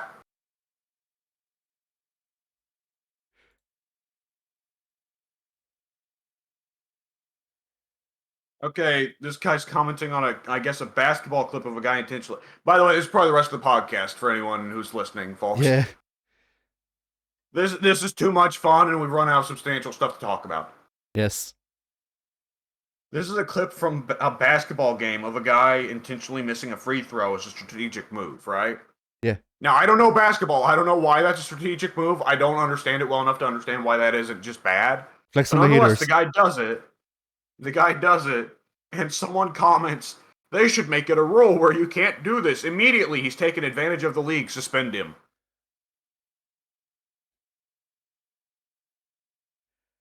Uh, Yeah, let's just put it into the rule book. People who miss free throws are suspended. Nay, hanged. The people who miss the free throws get hanged from the fucking the basket. the net, yeah.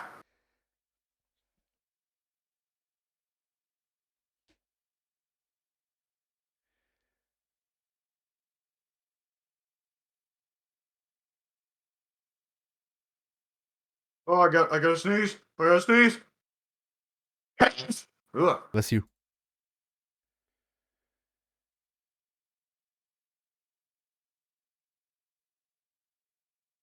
Aww. This is on the Street Fighter subreddit. Whenever someone says that's a read, I always attribute it to luck. You know how when in a match and both characters are on their last legs and one character does a fireball and another character does a move that's invulnerable to it and gets the win? People always says they read the opponent. When I see the exact same situation, I always think they got lucky. At any point in time, the opponent can do so many different things. They can throw out a low kick, do a jump in, wait and block, dash and throw. So many different things can happen that when I see something happen that makes people say read, in my mind, I just say luck. Okay, at the low and mid level, there is an argument that it's probably luck. At the high level, it becomes a thing of, okay, we're on low health. He's going to want to take a low risk move. Fireball is fairly low risk, right? And you predict based off Yeah. of that. Depending on the level we're talking about. Like low to mid, it's 50-50 of actual reads and luck that you go that was a read. And then at high levels, it's all reads. Let's be real here. Even if it wasn't a read, it's still funny to say it was a read. Yes. You'll if you watch our other content, which you probably shouldn't, but hey, like you'll notice that when we play fighting games that we'll just say that the dumbest shit was a read because things just line up properly for it, and it's funny to say that. Like why wouldn't you act like you're fucking Joseph Joestar reading the manga backwards? Sometimes, if you get the chance, then you might as well.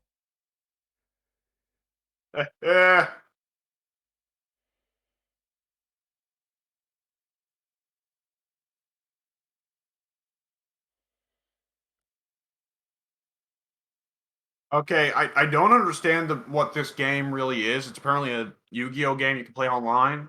But The shout Better out to Save the this Duelist. guy making Yeah. Yeah, shout out to this guy making a Reddit thread of this bullshit. Look, this happens second time. He's gonna probably play some bullshit card that gives him all his health back. Whatever. First comment: why are you using this card with a deck that it doesn't fit at all? The guy responds: it's my deck and I feel like it.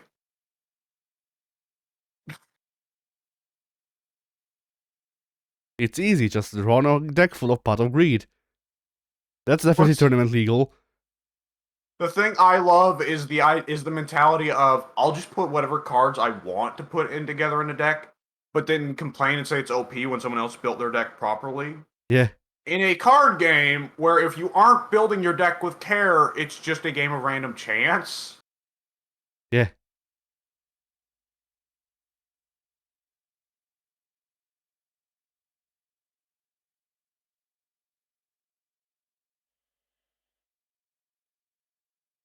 Yeah, I like this one. This is apparently after a game of DBD. You really do like going back to Hook and kicking gins, don't you? The other player responds, "Who are you and why should I care?" The first guy, I Yeah, assume. go ahead. The first guy, I assume the survivor says, "Kicking gins with Cobb and instantly going back to Hooks. How fun!" Legitimately, who are you and why should I care? Sit in your basement, cave dweller. Am I wrong? I'm. Oh boy. I mean, the killer should have replied, "Yes, I like interacting with the basic mechanics of the game," Yeah. because that's all it is. How would you like a killer that instantly goes back to Hook after you're unhooked? What about a couple gin regressing per? What's the issue with going back? Okay, I can see where camping is annoying because I have my issues with camping. Though I don't get scrub quotey about it. I don't get scrubby about it. I just go. I wish the developers didn't encourage this. But what's the issue with going back to the hook after the guy gets unhooked? No, you see, you Like should what? after you get the pop that someone was unhooked, you should count up to 5 Mississippis, and then you can go Yeah. towards the hook. Yeah. Oh boy.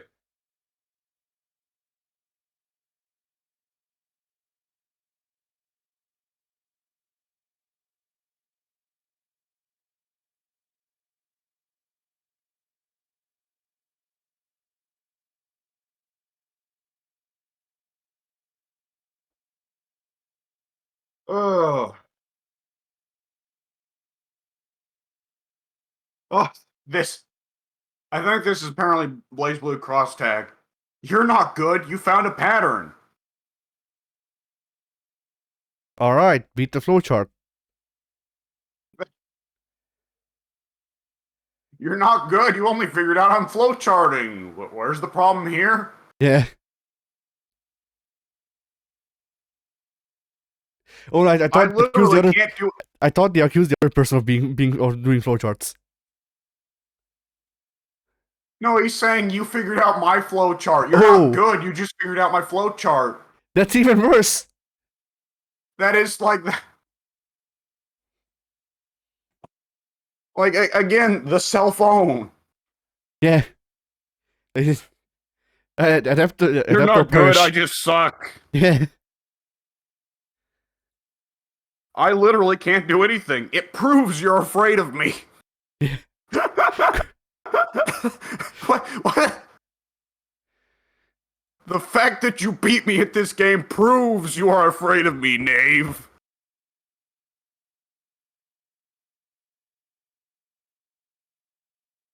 Skill issue. Just in general. Nah, you're afraid, pussy. You knew what will happen if I didn't have that pattern. I would body the fuck out of you. You're a bum. If I wasn't flowcharting, I would have kicked your ass. Why were you flowcharting then? Yeah. Good old windmill. Nothing beats that. You have no fighting game fundamentals at all.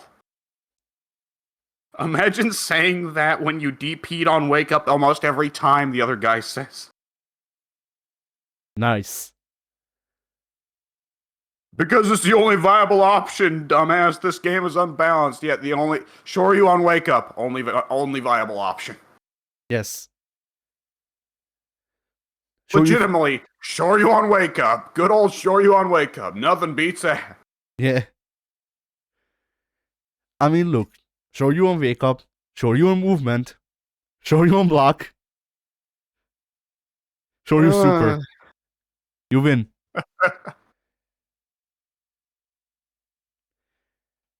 The other guy says, have you considered blocking? The other guy says, was I not blocking? Pardon, I won't say the word, but he says the word for mentally challenged people. You get open up fast in this game. Dragon Ball Fighter Z has better options. I guess they're playing Marvel. No fucking deflect in this game. I actually play fighting games. Unlike you, you're trash and don't understand shit. All right, big shade for something that's outdated. But you actually play fighting games, says Dragon Ball Fighter Z player.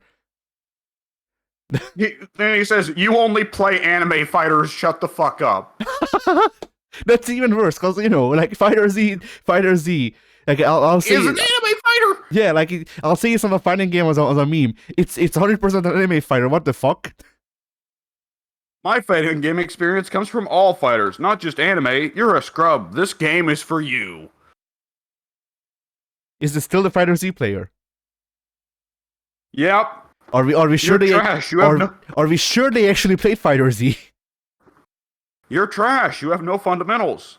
This game is built around scrubs like you. You're not good. You just found a pattern. Oh, that's just great. That's like one of the harder skills generally, unless the guy's just doing one move, which apparently he did. So it's not at all a dunk to just say you found a pattern. Yeah. The game doesn't provide the tools, genius. It's unbalanced. Are you illiterate? Look. Whatever. Look, maybe people wouldn't hit your ass if you weren't playing Brazilian Ken. It's that easy. I know The that. great thing would be Yeah. if he blocked every Shoryu and then just Shoryu'd in response. Yeah. The thing I love is if they're playing Marvel vs. Capcom, Shoryuing on Wake Up in Marvel vs. Capcom is not the best.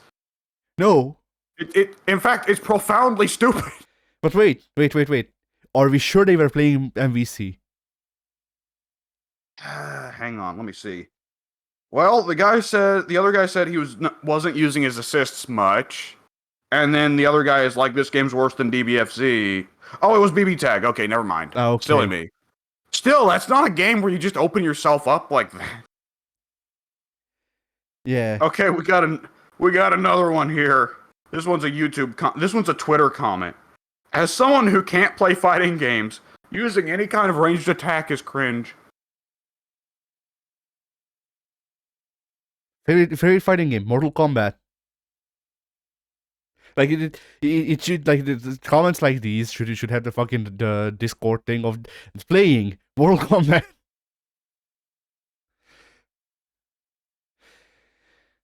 This is a YouTube comment on a Smash video, I guess. It's a good thing there aren't any items to get in the way of all that quote unquote skill. Competitive Smash is a joke. I hope Nintendo shuts all this silliness down. Smash is properly played on a random stage with select items in Squad Strike. Anything else is just loser nonsense. Good luck winning all that prize money. Well, what's the mockery of, haha, look at this idiot getting paid? I don't know. It's probably the same thing of the mockery of YouTubers making money. Yeah. How dare these people make money off of the thing that I can't make money off of? What do you mean at all professions?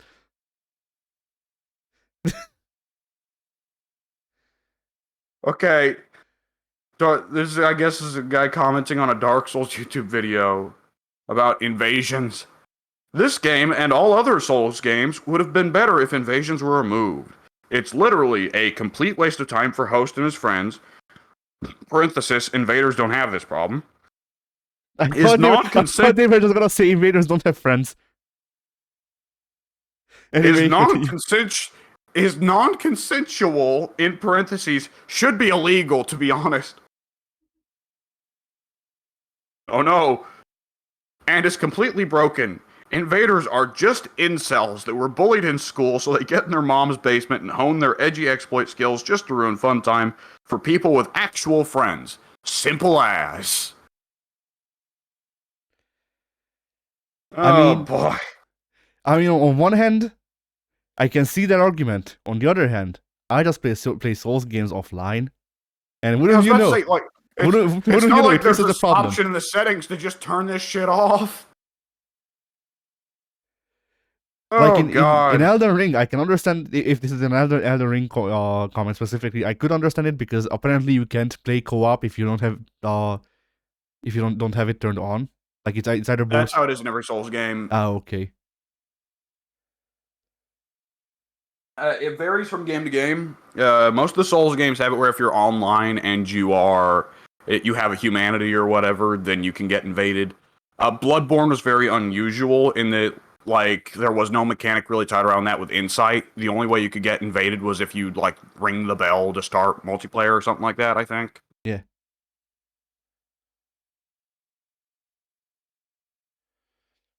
So yeah, like I can understand their problem, but also no.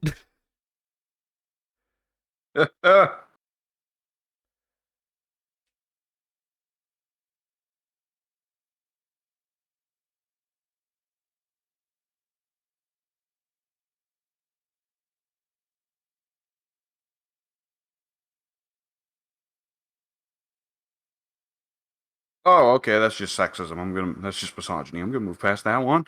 Ah,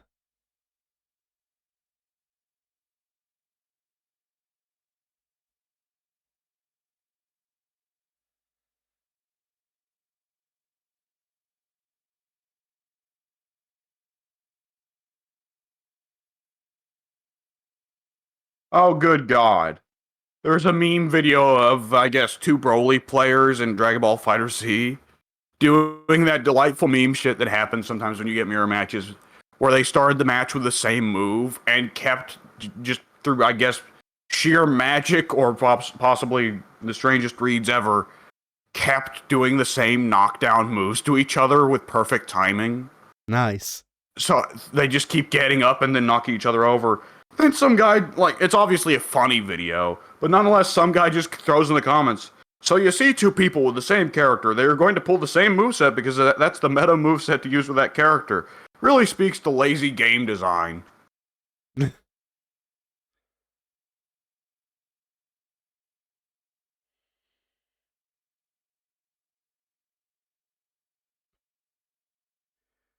I feel like they'd have a But bigger point if the game was like MKX or not MKX XMK11, but like that like the problems with game design like that isn't even necessarily the game design itself. It's just how restrictive it is, and some people like being restricted like that.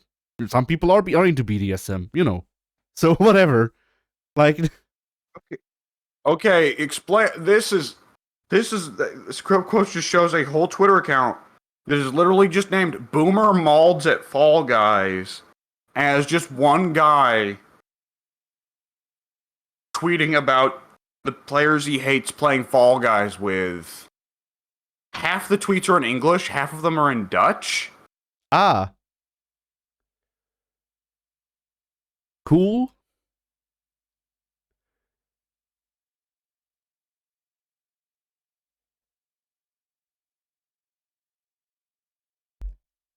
Like okay. Whoever finishes an event in Fall Guys should be excluded from all regular lobbies going forward. Go finger bang your lobster. That has to be like a Dutch phrase that doesn't translate properly. I mean, my first thought was that's the Dutch build. That's also I love. Okay, if you win a match, you're banned from all matches going forward. I mean, I think Eventually, there's yeah. eventually there's no player base. The player base wipes itself out. I mean, it would eventually end up like that, but or wouldn't they be suggesting that if you win a match, then you get moved to a winner's lobby instead? No, he says go sit in the lobby by yourself. Oh, I see.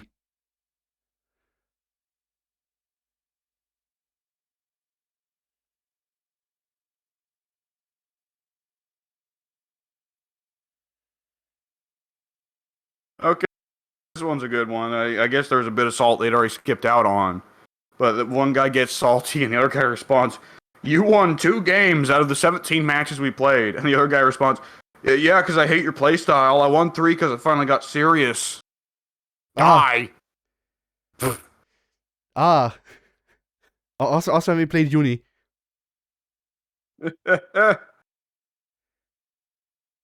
I mean, also when we play most fighting games because I generally stay off the rust sometimes, and you don't have time for that. Yeah. Some guy losing a game of Tekken 7 messages the other guy, "Fuck you and your hentai, bitch." Josie is all player. Ugh. But it's either her or Lucky Chloe. If it's the latter, then yeah, dude probably got stalled on.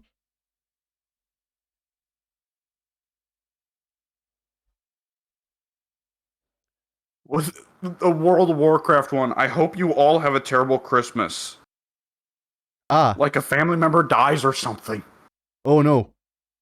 Yeah. Whew.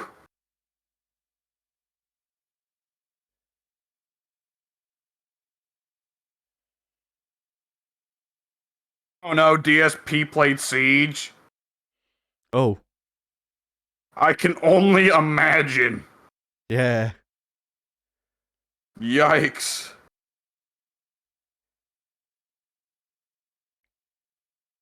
I don't know what he's talking about. All he's saying is that there's some tactic that if you do it in Siege, you should be immediately banned forever.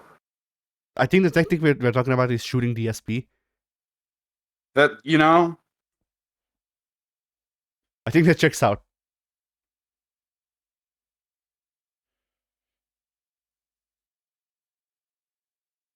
Delete Kotal Khan from Mortal Kombat 12. Way ahead of you, says Ed Boon. Yeah. All Kotal Khan players are carried by their character. Smart people play Aaron Black, Scorpion, Sub-Zero, Johnny Cage, Rain, Frost. They require skill and not this much busted. They not even 10% of Kotal. Rain, well-known, low-tier character in every appearance. Aaron Black, renownedly high-skill character. Yeah. Definitely not Gun. I wish that Ed Boon replied to this tweet with just a gif of him fucking like snapping and then Kotal Khan putting it, like, going to ashes. Alternatively, this changes Ed's mind and just cut to Kotal's head getting reattached to his body and his spine reforming. Yeah. Yes, Kotal carries way too hard. Johnny, Scorpion, Aaron, etc. actually requires brain. These Scorpion requires brain. Yes. As the resident Scorpion player, grammar much.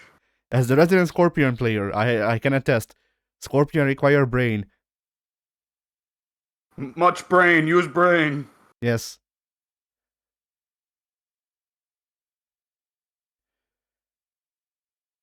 Wait, actually, genuinely, which one of us is a resident Scorpion player? I don't think either of us are. No, I think either of us are big Scorpion players. Like, I play Scorpion when there's literally no one else. Because out of the ninjas, I'm more of a Sub-Zero or Reptile guy. Then obviously I'm Noob and Ermac. Yeah. Counter picking is for bots. All right. Yeah.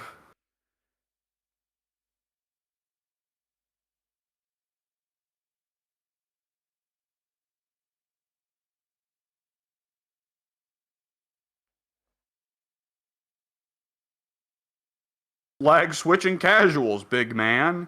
It's sad that Europeans and Brits are never anything more than that.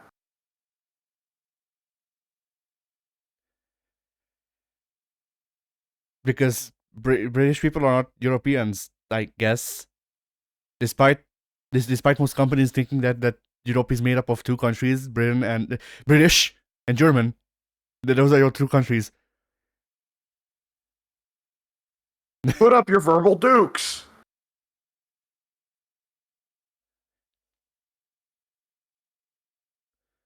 Is that a quote? Put up your verbal dukes.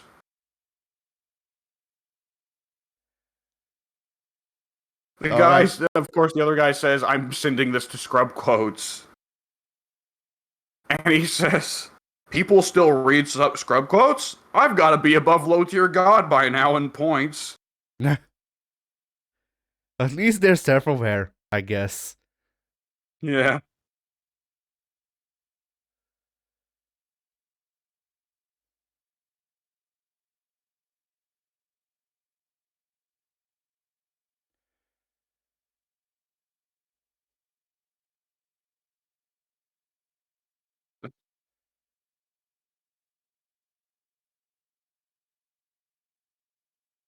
This guy posting on Facebook apparently about him getting banned from Magic the Gathering tournaments because he was caught cheating. So he posts on his regular public Facebook, which presumably still has his friends and family on there, and he just posts this entire collection for sale on a 4-year sabbatical. I guess I'm just as bad as all the nasty criminals of the world. Yeah, the rapists, murderers, felons, etc. I'm so bad I forgot I was the only one who knew how to sin. All you underground dojo keyboard cage fighters won. Yeah, I messed up. I gave into temptation. I am human. I didn't threaten your life, your personal life, your woman's. Your woman's. Or Your woman's plural. Or let's play the game of how we to publicly punish Trevor. A 4-year sentence, it's a freaking card game. Yeah, all the media fire, you guys really got your justice, fucking clowns. To which someone else, who I assume is like his dad or something, just replies, "What?"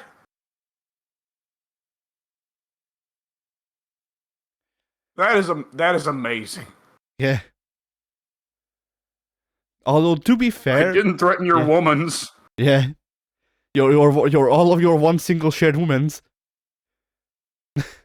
But yeah. Like the thing here is that while the guy is an ass, there's actually genuinely tech in getting people banned in card game tournaments.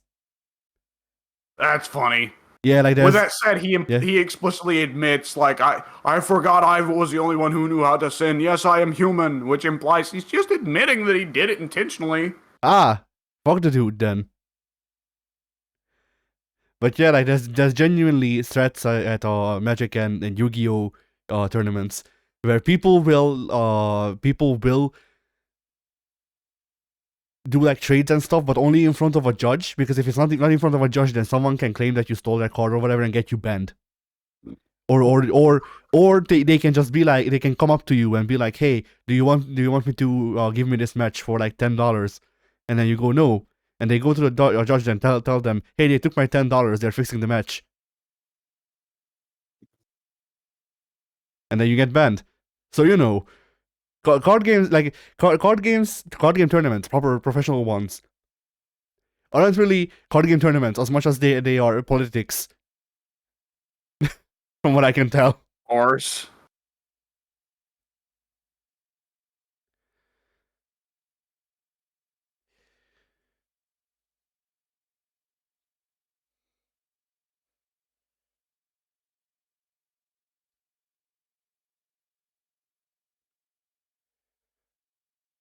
People who play Tekken cannot play any other fighting game to save their lives. Tekken 7 is the most scrub-friendly fighting game out at the moment. I have no idea how there are people who take good-ass Tekken seriously. Yeah, Tekken is the most scrub-friendly fighting game, which is why the only thing people talk about is how many knowledge checks there are in Tekken. Like the statement is true. It is the most scrub-friendly in my experience, but also that doesn't mean it's only scrub-friendly. Okay, this isn't even vaguely video game related, but I do love this one. It's a little bit adult. I don't know if we're still recording. We are. When females start to get used to sex toys that stimulate intensity, they expect orgasms and become ungrateful. I see. Cool. That's gotta be one of the hardest cell phones I've ever seen. Yeah. Jesus H. Christ. Oh, boy.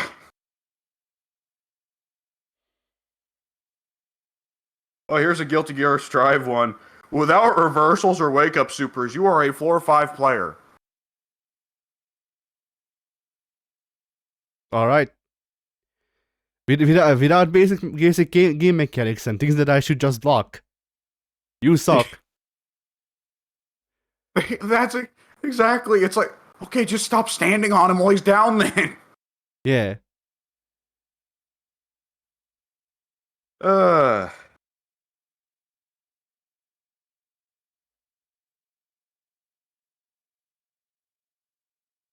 I don't understand why people enjoy Guilty Gear Strive. You can spam sweeps 24/7. I don't understand. Every time I play, it's the same scenario with each character, and it gets repetitive super quickly. Block low. Like every time I face Key, they shove sweeps and projectiles up my face and occasionally do the 6P attack. Well, if they're not doing overheads, what's your problem? Yeah, literally. Block low. What the fuck? Viking mains just do the same combo over and over again. That's the entire game, dude. You bought Strive.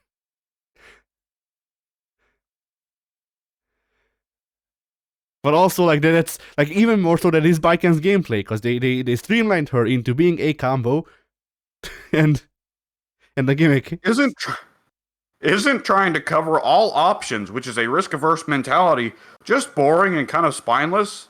Where is the fun? No wonder most gamers have depression. I mean, depending on the context, I might even agree with parts of this, but you know. Cowardly blocking, you trash. Ah, yes, true. Based. This post was made by Rushdown Gang. Another chess scrub quote. We got the guy who's losing says, "Trained monkeys," or monkeys, it's unclear. "Monkey, oh, monkey wins, give him a banana." And the winning player just simply says, "Ooh, ooh, ah, ah." Ting ting, walla walla bing bang. Doc Ock, The Rock, and Spock and Hulk Hogan, oh my I guess. God. Yeah. Here's a scrub quote that's a guy brought a sign to an AEW show. American FGC fans ruin Japanese fighting games. Nice.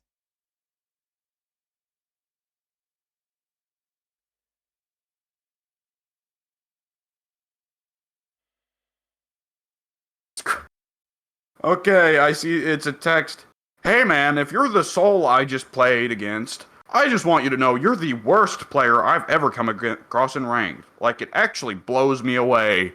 The other guy simply replies, "Volcanic Viper."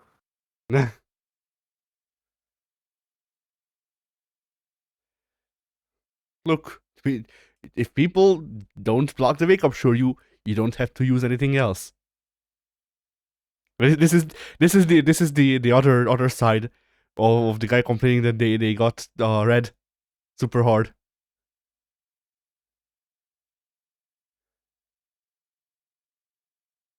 This guy, I guess, is commenting on what looks like a Street Fighter 5 or Street Fighter 6 video. "So, does your employer hit you with a bonus for that dedication? Has your lady now decided to marry you and have your child? No. Okay, how about free lunch and dinner for 1 week? Compliments of Capcom? No? I guess nobody cares. Get back work. Not get back to work, get back work." Yeah, take it away. Take the stuff you've already done. Take it back.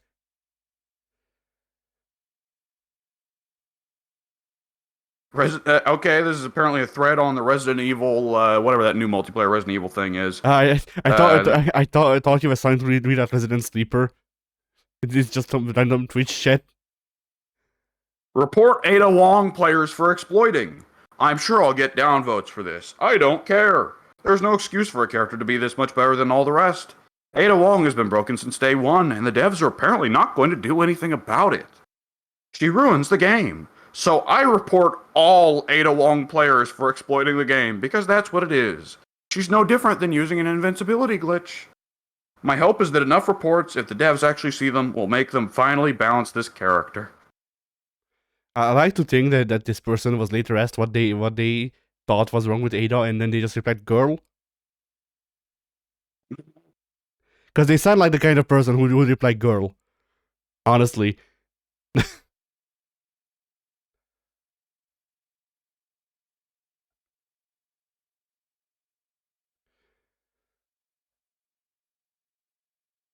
Okay. I forgot ScrubQuotes kind of sometimes does this. This is the actual name of an article put out by a unrecognizable news site called Solary, I guess. Super Smash Bros. Ultimate, often shortened to SSBU, is a crossover action fighting game with amazing game designers who really thought Kazuya was balanced and a great addition to the game. nice. Journalistic integrity. Yeah. Maybe you should learn the Korean backdash. Doria. Some of these are, some of these I think are just a bit boring. We've all seen Guilty Gear Strive, the guy just telling the loser, just telling the winner to kill themselves. Yeah.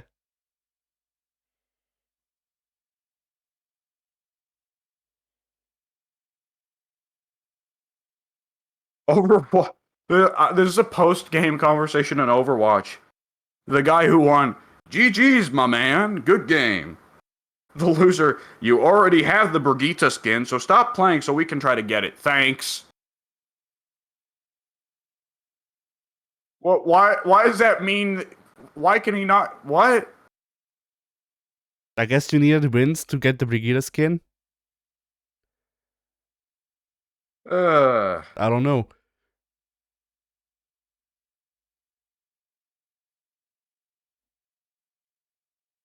Another talk about Minecraft combos. What's happened? Maybe it's a modded server, because I know that they can add combos with mods. But like, so just normal vanilla Minecraft, I don't think you can do combos. Unless I missed a big update. Okay, I guess this is one for Destiny. It's difficult to tell. Wow, another disgusting toxic filth a-hole. You're effing disgusting taking your disgusting toxicity raging effing poop emoji and shove it up your effing a-hole and F the right off. From Doomarine / Slayer in Hell / fiance to my sister BTW fat F boy mom's basement filth trash GS means poop emoji. So don't even effing try. Oh my god, this is Word soup. I quite enjoy word soup. So don't even effing try. 2001 started on Xbox, so did my sister's fiance. So you toxic effing a-hole can STFU and F off from my family for life? Oh, and my sister be reporting your ugly face for this, pointing to the right emoji. Toxicity, harassment, personal attacking, bullying, and heres? We're talking Greek now. Heresy. Another thing. I may be heresy. Heresy. Another thing, fatty Bungie dislike that as well. Okay emoji. Count 3 on reporting your ugly A asterisk asterisk to both Xbox and Bungie. Have a poop emoji. Life toxic a-hole. Do this poopy emoji. Again, you will have a painful seat beside Lucifer in hell, F-boy, skull emoji. So I suggest toxic fat F-boy. F off to PlayStation where filth's like you belong, okay emoji. 0 F's given, F-boy, so STFU, okay emoji. That was an adventure. Yeah. I know people who talk very similarly to this. Well, we've all met some very stupid, easily offended people in our time, I think. Oh no, I'm not talking about that. I'm talking about the formation of sentences. That's horrifying. Yeah, I know people who talk similar. They talk in full sentences, thank God. But I'm going to save this and send this to Mike next time I get to talk to him because it'll give him conniptions. Yeah, Mike will actually get an aneurysm from that. Mike will hunt down Reapers of Dark. Yeah. But yeah, also when you first said Bungie, I thought you were talking about the Giggle Bone Gang. Bungie. Do you know what I'm With talking this about? guy's spelling and grammar, he might have been. Like, I'll see if I can send you a picture of the Gigglebone gang. Bungie. Oh man. Also, shout out to 4 paragraphs of hate texts ending with, "But I don't care." Ah, yeah. I found the picture. Can I actually send it? We'll see. It's taking its time.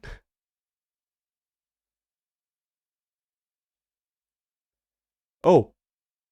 Huh?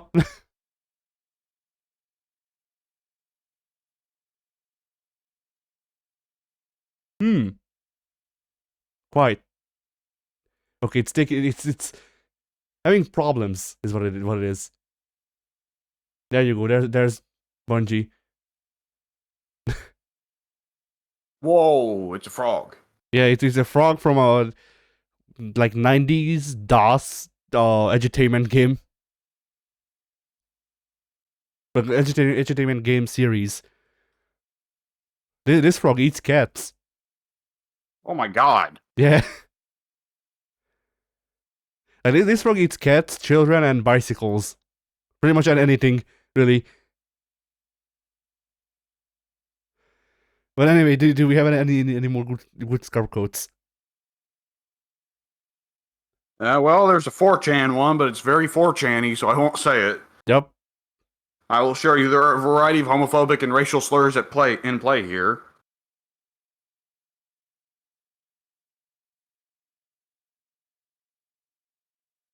Steve from Minecraft lets you play Smash Brothers like you've never touched a controller before and win.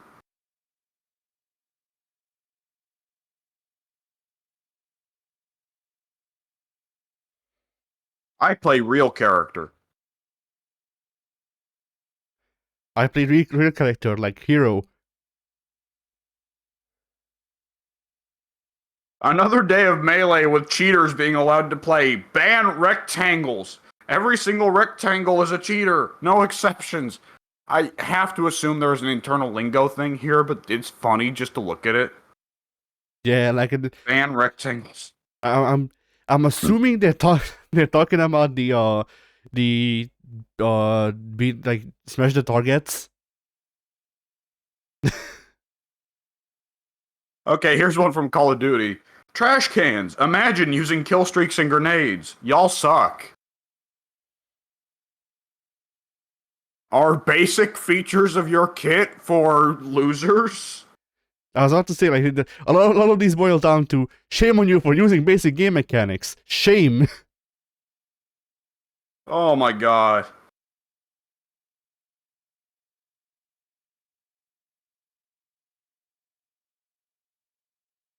Ugh. Ah, blimey.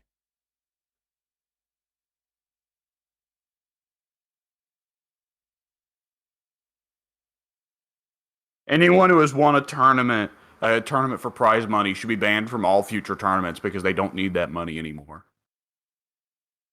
Yes. I'm sure. Yes, that one. That $1,000 prize pool right there just set him up for life. I was about to say, like, that's how the economy works. Yeah. All right, you've collected your first paycheck. You're done. Yeah, you don't get a salary, or you do, but it's not a real salary. It's just an amount that you have to earn once, and then after that you just get access to that amount every month. Yeah.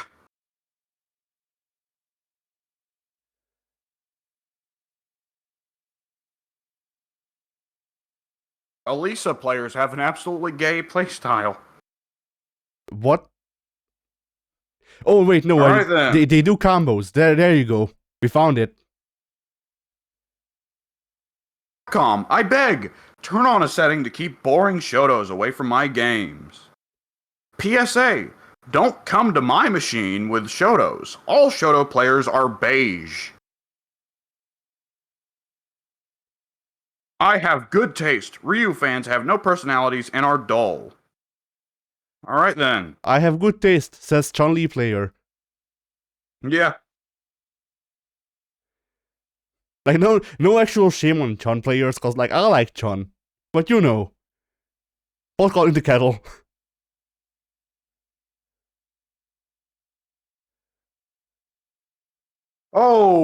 That okay. I nearly said that one out loud, then I read the rest of it and realized what it's actually saying. Ah, That was.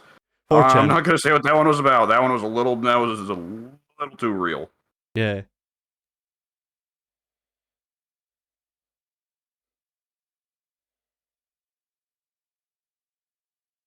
Good game, man. That was a brawl. Bad game. You're shit. You're fucking cheap. You played Kimberly. You just loop your shit and you're carried. I'm noticing the new phrase amongst scrubs is carried. Yeah. I mean, that's just like that came from team games. Now,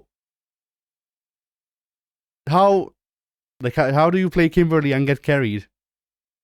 If like I'm assuming this is KOF 15. Uh, is there a character named Kimberly in KOF? I I was thinking. Well, it's Street Fighter 6, by the way. But is there a character named Kimberly in KOF? I may be mixing them up. You might be right. I'll see.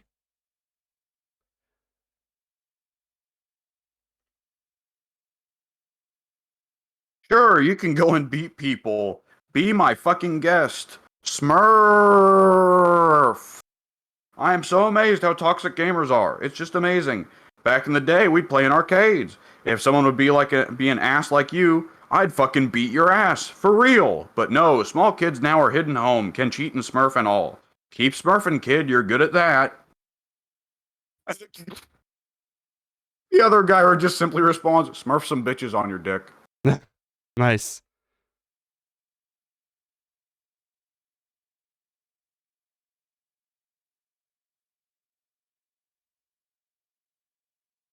Don't constantly put people in the corner of the screen in battles. Feel super cheap. Huh? It says Alex on this one.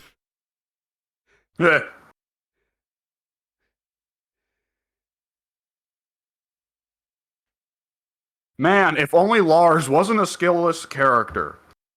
Out of curiosity, what character do you deem requires skill? Not Lars. That narrows it down. Truly. Don't break your arm playing with yourself, bro. I never said I wanted a rematch. Get over yourself. Why would I waste my time? Just because I goofed a Rage Art, just because I goofed a Rage Art doesn't mean Lars is a skillless character. It means I made a stupid mistake. What? I don't understand, but okay.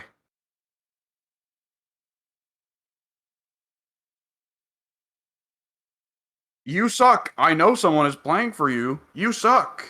You suck. You suck. You suck. Someone is deaf playing for you. Get better, bum. Yawning emoji. You suck. You suck. But I'm saying you suck. Someone is playing for you.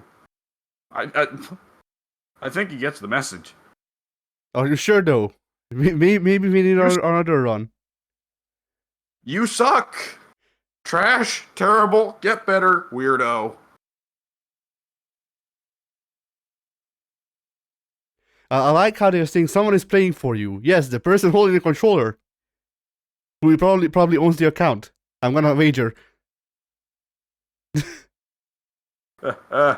Like you'll be surprised to find out when you go into online play, you're not playing against bots.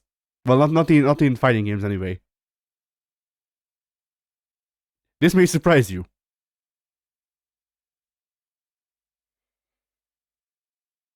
Oh man.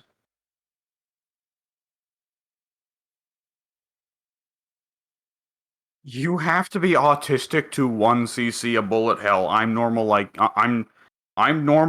you. I can't do it. What? Okay.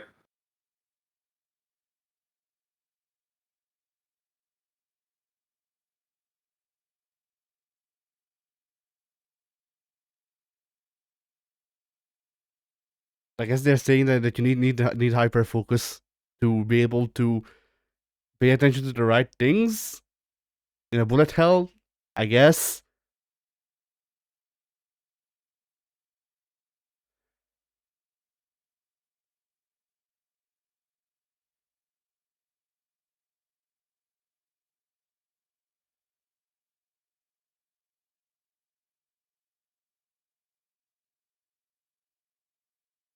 I'm. Of course, you're saying my take is bad because it's not what you want believe. You don't want to believe the truth. Am not flat out correct. Am not flat out incorrect because safe jumps are impossible in Strive logically. Safe jumps, I know for a fact, aren't possible in Strive. I'm also confident they aren't possible in any Guilty Gear game. It's a Dragon Ball Fighter Z thing. Maybe also Marvel vs. Capcom 3 thing as well, I think, since it's a crazy game. And possibly Blaze Blue, since it has way more free air movement and quicker aerials that aren't equivalent to jumping punch or jumping kick or etc. But that's exactly how BlazBlue controls. Yeah, you know, when you start off with there's no such thing as safe jumps in this game, I already have questions. Yeah. No, you see, BlazBlue has uses three face buttons or three. Oh fucking hell! BlazBlue uses a 3+1 control scheme, whereas Guilty Gear uses a uh 3+2, I guess. 4+1, I guess, is a good way to put it.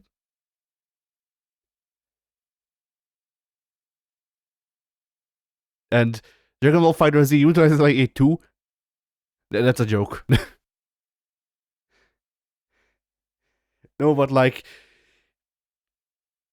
if we're gonna like, if we're gonna say that games are controlled slightly differently, control completely differently, then I suppose BlazBlue has different air attacks than Guilty Gear, but like you still have a jab, you still have a kick. It's just it's not on jab or on kick. It's on 2 or B. You know.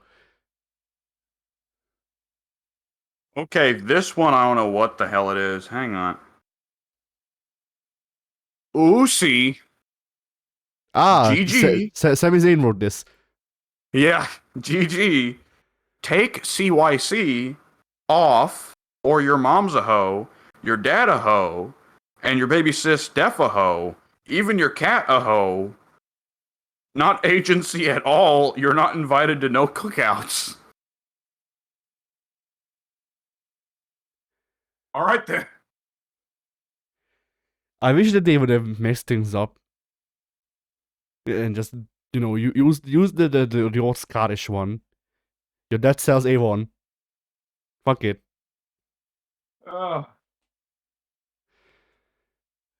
Although that's a thing that's a what you call it, an insult that's good that it's gone out of fashion because it's classes. But all it is your poor lol.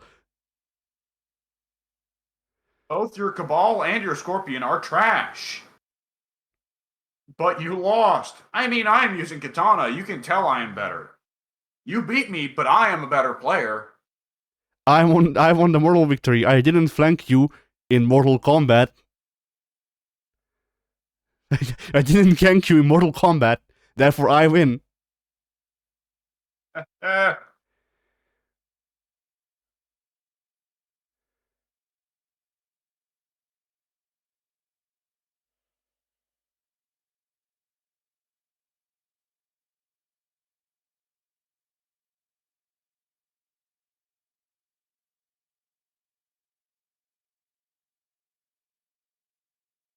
Fuck you, gorilla playing ass bitch. Nah, you playing gorilla. Fuck you. Nope, fuck you. And I like how Gorilla has just became the new name for Rushdown, and we act like a character being Rushdown is bad, because blocking is not an option. I'm not certain that wasn't Overwatch and they were talking about Winston. Oh no, wait, it's Tekken. Okay. Okay, they're talking about Winston in Tekken. I see. To be fair, Gigas is almost a gorilla as well. Yeah.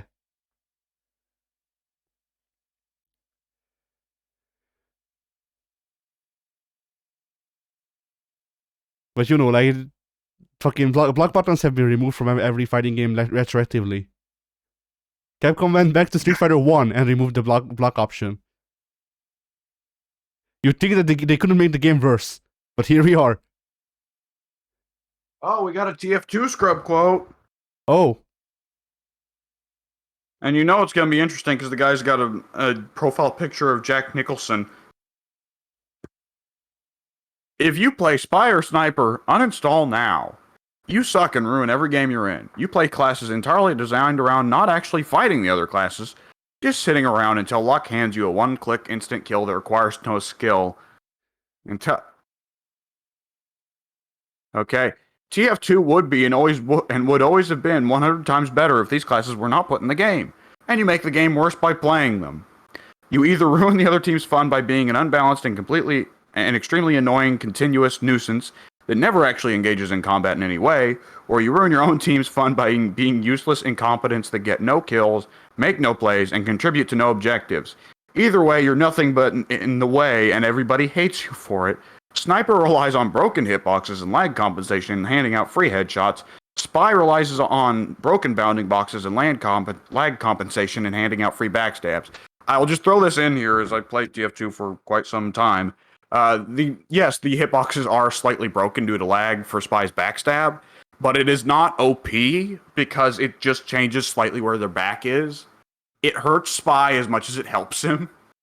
Because it simultaneously is known for causing face stabs, as people like to call it, where he somehow backstabs somebody from the front, but it's also known for causing fake backstabs, where Spy goes for backstab on somebody's back, and he just lazily cuts them, and then, of course, dies. Yeah. Also, like I like how they described the spies and snipers gameplay, and 90% of it fits engineer, who is apparently not a problem, even though they also fit the description. Well, it's ridiculous because it's ridiculous because it's wrong, yes, but that's what I'm saying, just with more words. Like I don't see how you couldn't look at dying to a spy and not say skill issue. Yeah. He has to climb up your asshole to do that. Like, Sniper's got some balancing issues, but at the end of the way, there are ways to deal with them. But, like, seriously, anyone who actually plays TF2 for a significant length of time will agree Spy is the worst class. Oh, boy. Smash is not a fighting game. Stop calling it a fighting game. The way to get better in this game is to adopt a strategy that either incorporates spamming, zoning, or switch to one of the many broken characters. Because Smash isn't a fighting game, it is not to be held to the standard of a fighting game. Smash is not a skill-based game, as most fighting games are. It is a mechanics-based party game with small-minded fighting mechanics so that it can all be accessible to children. Due to its nostalgic appeal, it has become very popular with adults. Adults is in quotations, of course, who regularly exploit the game's lack of balance, creating an extremely toxic online environment. I mean, the netcode does enough to make it a toxic online environment, let's be real here. Simply put, Smash is unbalanced because it's not supposed to be. There are characters with 5 jumps that can kill in 3 hits, who have clearly absurd recovery frames, clearly disproportionate hurt boxes. Okay, I need to throw this in real quick. Yeah, Kirby or Jigglypuff can jump 5 times. That is true. They also die really easily. Yeah, like I assume they'd be floaty. In which case, they fly off the screen easier. Yeah.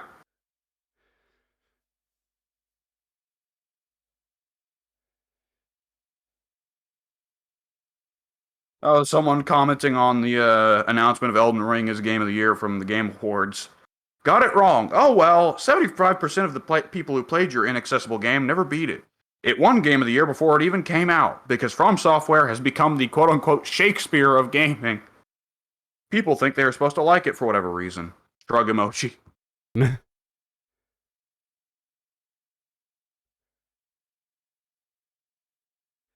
is one of those cases where, like, I agree with them in a sense. Also, like, shut up. Yeah. Just cope. Like, you know, I'm sick of FromSoft, but like, whatever. Who gives a fuck about Dorito Pope? You know.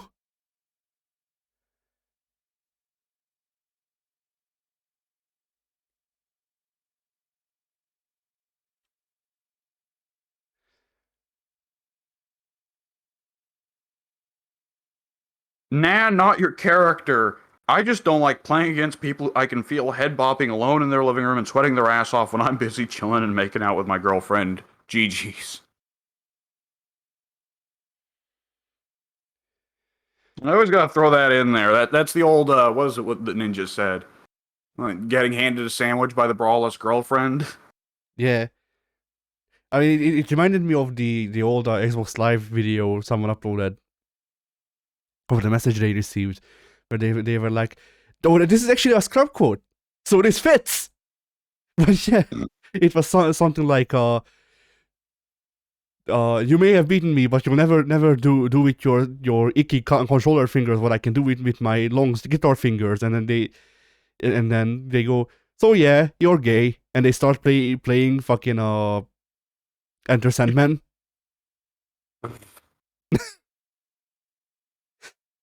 Oh, here's a Guilty Gear one. I think this one's for Igzard.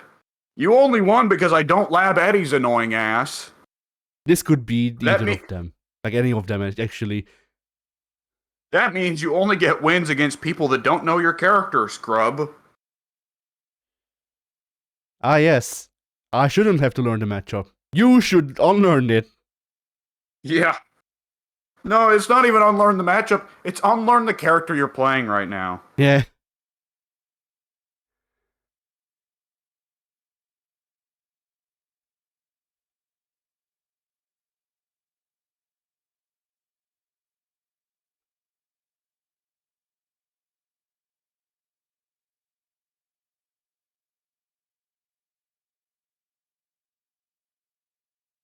My solution for having zero chance at even catching up in a race is to go AFK. I lose 90% of the time. I'm cool with it. I know I'm bad. But at this point, I'm doing time trials, not racing. Unless, of course, the race event manages to convince 5 to 7 other players to join, then it starts to be fun again. All right. So you sit in an AI game, looking at the screen Yeah. with nothing happening. Cool.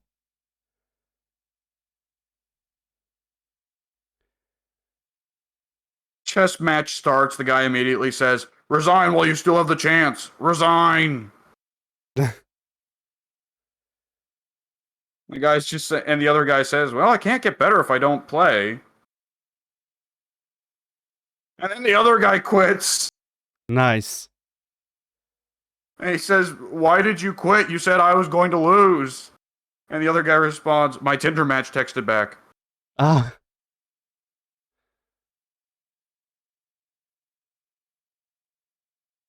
What the fuck?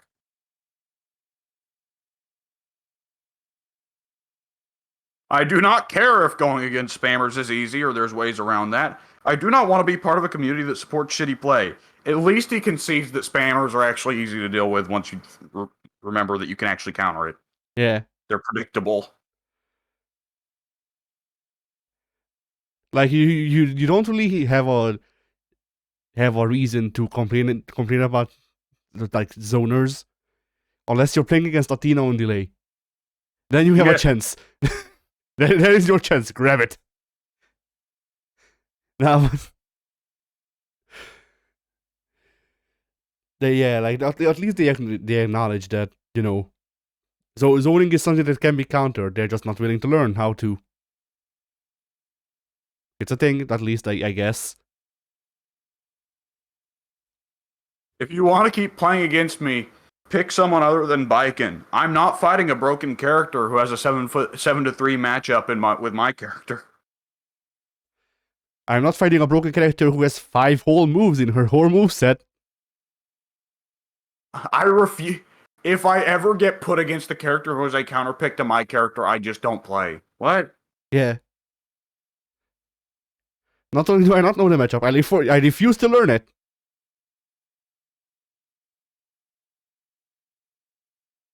Football is scripted and manipulated. Look at the way the Spaniards took their penalties. Pathetically. The scriptwriters need to make some weak selection rate reach at least the quarters to distract the mass. In all cups, there was an underdog. They started off relatively coherent but dumb and got less coherent as it went on. Yeah, my favorite part of football was when the Mets did the burning hammer. The entire team did the burning hammer to the other team at the same time. It was very coordinated. Oh, right, the lead director on Days Gone. Oh, I forgot he'd said Oh this. shit. Someone said, I'll never understand why Days Gone didn't get universal praise from critics. And the director of Days Gone responds, 3 reasons. 1, it had tech issues like bugs, streaming, and frame rate. That seems like that's enough of a reason on its own, doesn't it? Yeah. 2nd reason, it had reviewers who couldn't be bothered to actually play the game. 3rd reason, it had woke reviewers who couldn't handle a gruff white biker looking at his date's ass. There we go. Also, for further context that you may lack, apparently before this, this guy said that the QA team didn't do their work, which is how the game was buggy. Sure, that's believable. I'm sure there's not like a terabytes worth of documents that you just labeled unnecessary to fix.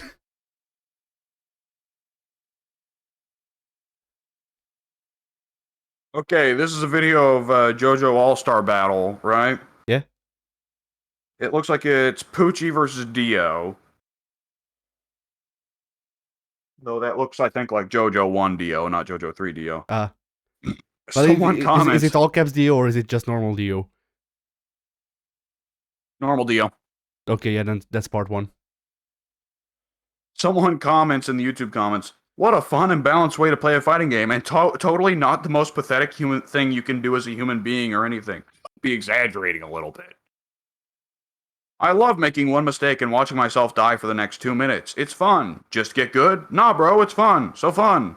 I'm so happy to get my ass handed to me every match because I don't care to spend 500 years and sell the left side of my heart and also learn how to abuse a character's moveset so well I can combo for 5 days straight and still not have a girlfriend. Fun game!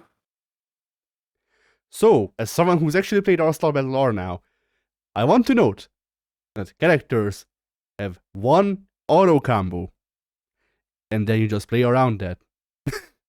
Like, you can do more crazy shit, yes. Like, if you actually understand the mechanics, unlike me, then you can do a lot crazier shit. Block. I regret spending $60 on something unplayable. Only way you can even remotely play is if you waste hours upon hours becoming Sexual Lord 9000 by level 50 million so you can combo someone for 80 days and maybe win the match. Sexual Lord 9000? That's the new tier that's above Tekken God Omega. Only Harada has this rank in Tekken Online. Oh, man. Sadly, Twitter glitched and sent me back to the top of the ScrubQuotes page, so I guess that's it for now. Alright, well, I found 2 more topics that maybe won't take long, so hey. Do we not want to save those for the next one? I don't know. I guess I'll read out the titles and then you'll decide. One is about the elitism in fighting games. That's a longer one, I'll note. And then the other one is balance the wrong goal to pursue?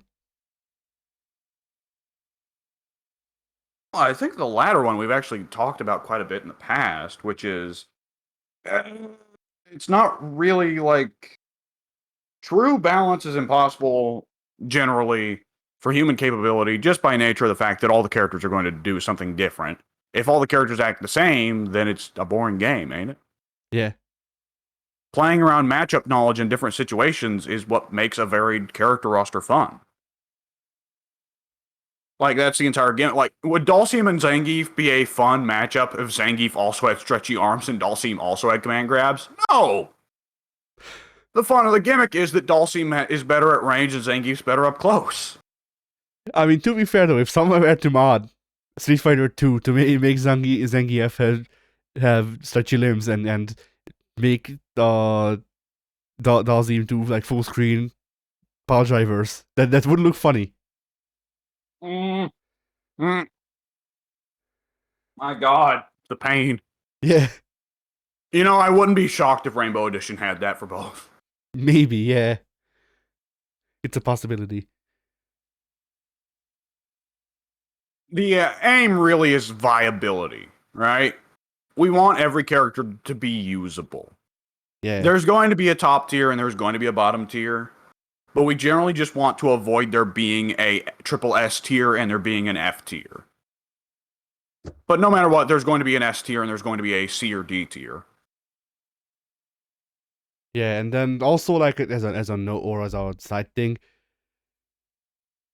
while it might be easier to make characters viable by streamlining them to hell, that might also streamline the fun out of them. So yes, and that is of course what we've talked before at length is the issue Mortal Kombat 11 and Guilty Gear Strive both face. yeah. It does often feel with Mortal Kombat 11 and with Guilty Gear Strive. I think Guilty Gear Strive's worse about having interesting combos, but better at least a little bit about offering you different opportunities with your tools, if only slightly. But both of them are kind of guilty of the same thing of like, your character has one kit that's really designed to just do one thing. Yeah, I mean, to me, the difference between the two is that in Guilty Gear Strive, depending on which character I am, I can at least dip somewhat into some other playstyles or small bit other than what was predefined by the developers. Like I can play Chip as a zoner. He's gonna suck, but I can play him as a zoner. I can't play Noob Saibot as anything other than a zoner. If I want to play Rushdown, I can't. If I want to play Footsies, I can't really do that. I'm either a zoner or dead. Yeah. I think that's the big difference between those two games. And like I'll clown on Strive a lot more because while I liked the original trilogy of Mortal Kombat, I haven't been as much in love with it as since the 3D era began. So Yeah. Or like whatever you want to call Mortal Kombat 4. So so it's easier for me to just go, oh, I don't like Mortal Kombat, than it is for me to go out, I don't like Guilty Gear, because Strive is the only Guilty Gear that I specifically don't like. Well, out of the ones I've played, mind you. I haven't played Overture. Yeah. Missing Link. I haven't played Missing Link. You definitely have played Missing Link. What are you saying? I've played Missing Link with you. Did we? Yeah. You now remember that? Oh, the first one? Yes. Guilty Gear: The Missing Link. I forgot that was the subtitle. Okay. I mean, the thing with Guilty Gear 1 is that like it's a stinky game, yes, but it's a funny kusoge. Like it's a an alright thing to put on and just have a laugh for 20 minutes and then switch to something else that you actually want to play. You know? Maybe, I don't know. There's another.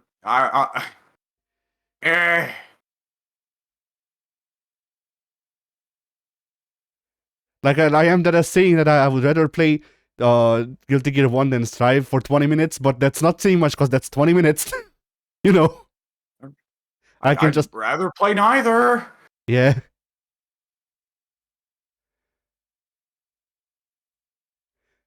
I mean, I'd rather play Exo or XX over both, but you know, if I had to choose explicitly between those two, then fuck it. At least Faust looks funny as bald head, and like, Yeah.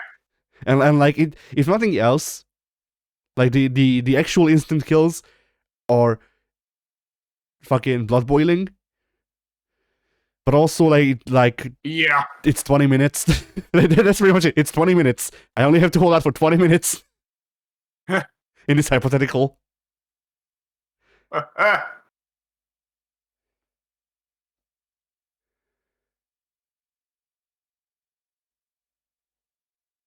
yeah. But I guess they actually hit the post. The body of the text is modern games strive. Haha, I see what you did there. For perfect balance. But is that really the method to making a good fighting game? The most beloved long-lasting games are all unbalanced. Third Strike, MVC2, Melee, etc. Yet people play them to this day because of how fun the core mechanics and characters are. The attempt at perfect balance seems to also be never-ending. Players now expect patches to come and address their issues with the game. The downside. Wow, good draw. So yeah, the downside is no game gets to fully be explored, and patches are not always positive to a game's meta. Sometimes they remove fun aspects, double supers in DBFZ, that recent wall change in Tekken 7. Should devs care less about perfect balance and instead ensure that the game is fun first and foremost, and be less inclined to patch? I don't have the answer, but asking for the sake of discussion. Well, on the patch note, probably not. Like, patches should probably happen. I'm gonna wager. Patches should definitely happen. The issue with just jumping straight to, fuck it, let everything be like Marvel vs. Capcom, where there are just 4 toppest of tier characters and then everyone else. And no, I don't think so. I think that it's Marvel vs. Capcom 2 is hilarious and fun for fighting game fans, but for casual players, that shit is terrifying. And casual players want every character to be viable because they want to be able to play. Not everyone is the biggest fan of Cable, Storm, not Colossus, Cable, Storm, Magneto, and Sentinel. Sentinel. Yes, thank you. Like, there's gonna be a lot of people who want to play Wolverine, and Wolverine's not great in that game.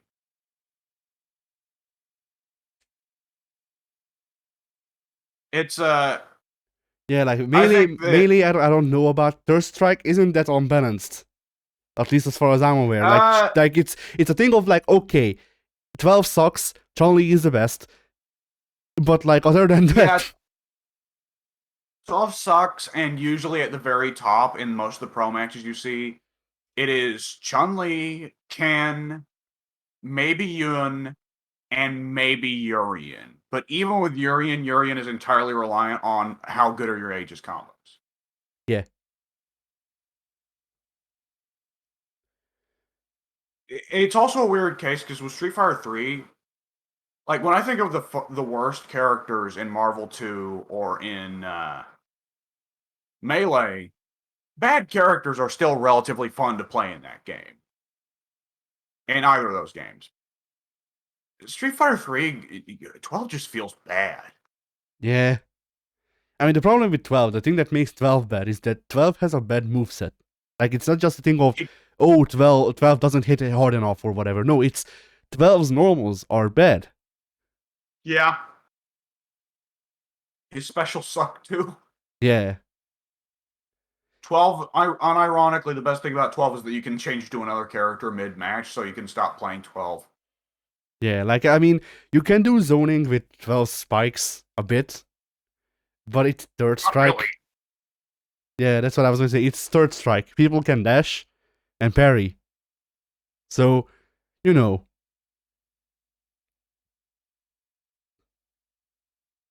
Yeah. Ugh.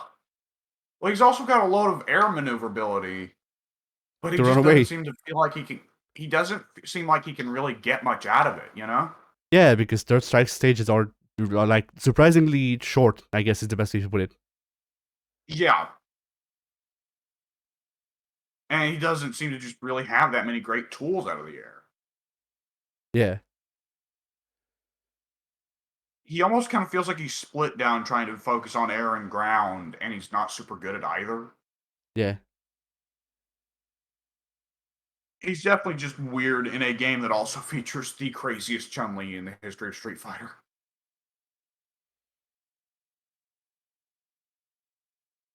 All right. What was the other topic? Someone actually put it really, really good. Things should be unbalanced, but not dominant. Yeah. What the better way to say that is things can't be balanced. Yeah.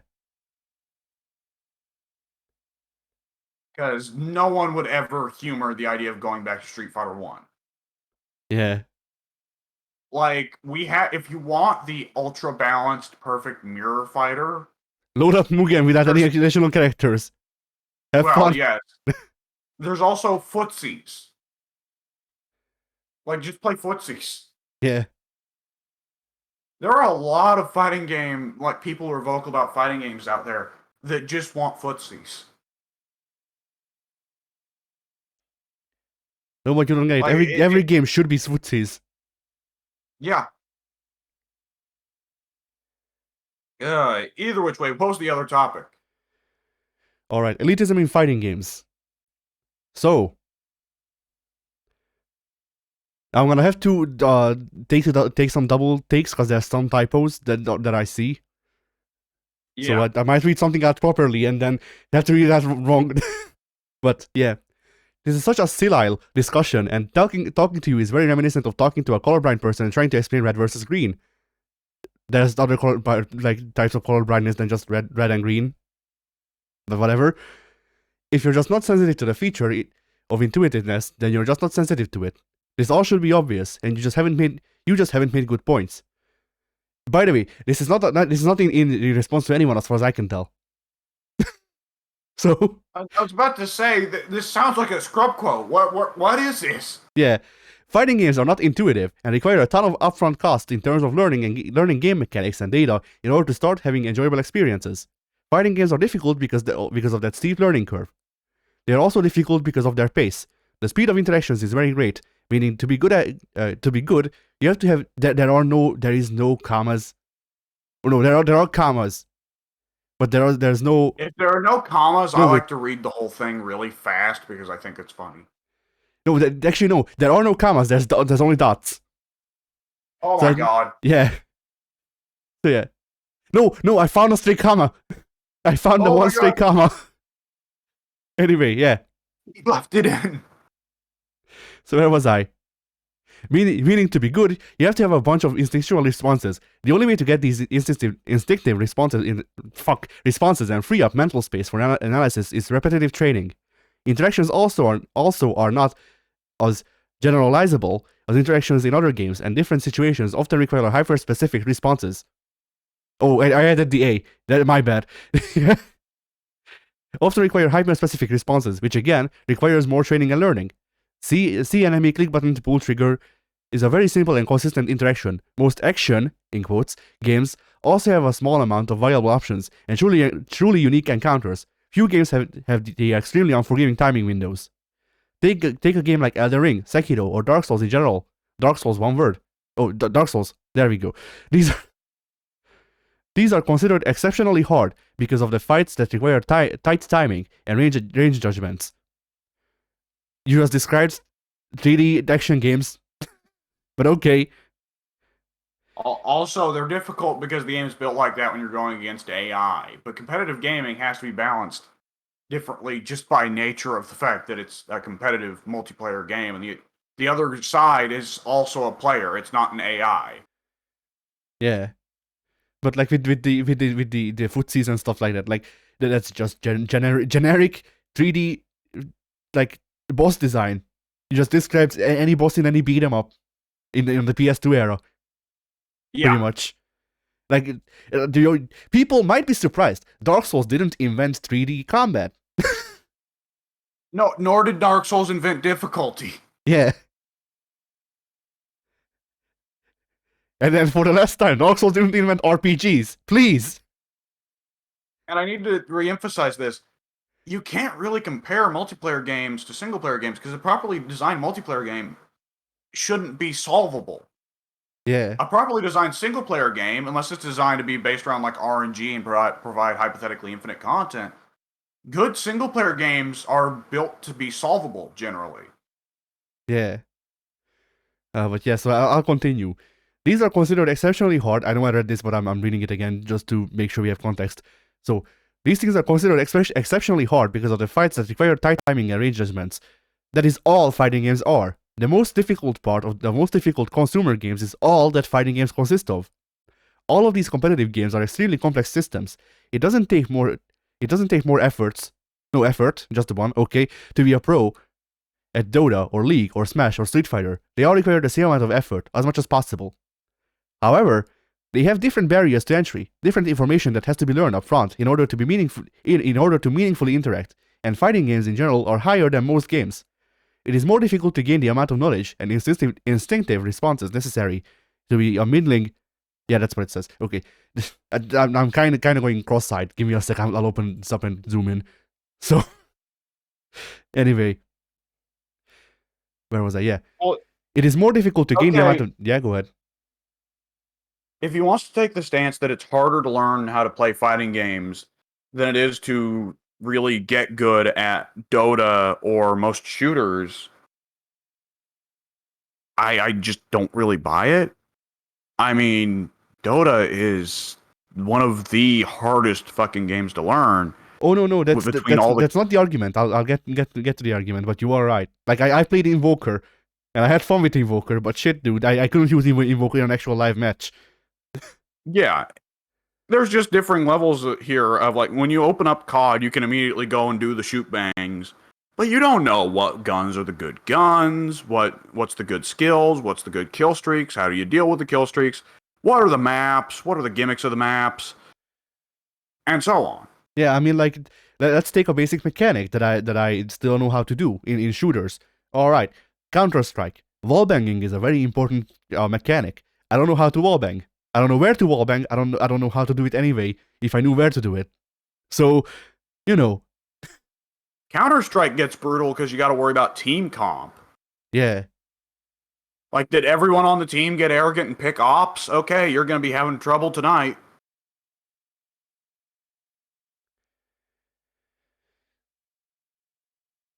Oh Uh, god, team games especially have so much problems with comping. yeah, but yeah, I'll read out the rest of this post. So, it is more difficult to gain the amount of knowledge and instinctive responses necessary to be a middling FG player who has meaningful interactions than it is to be a fodder FPS player or to play a single-player action game. Just the truth. Competitive game harder than single-player game? Oh my god! But anyway, Inconceivable.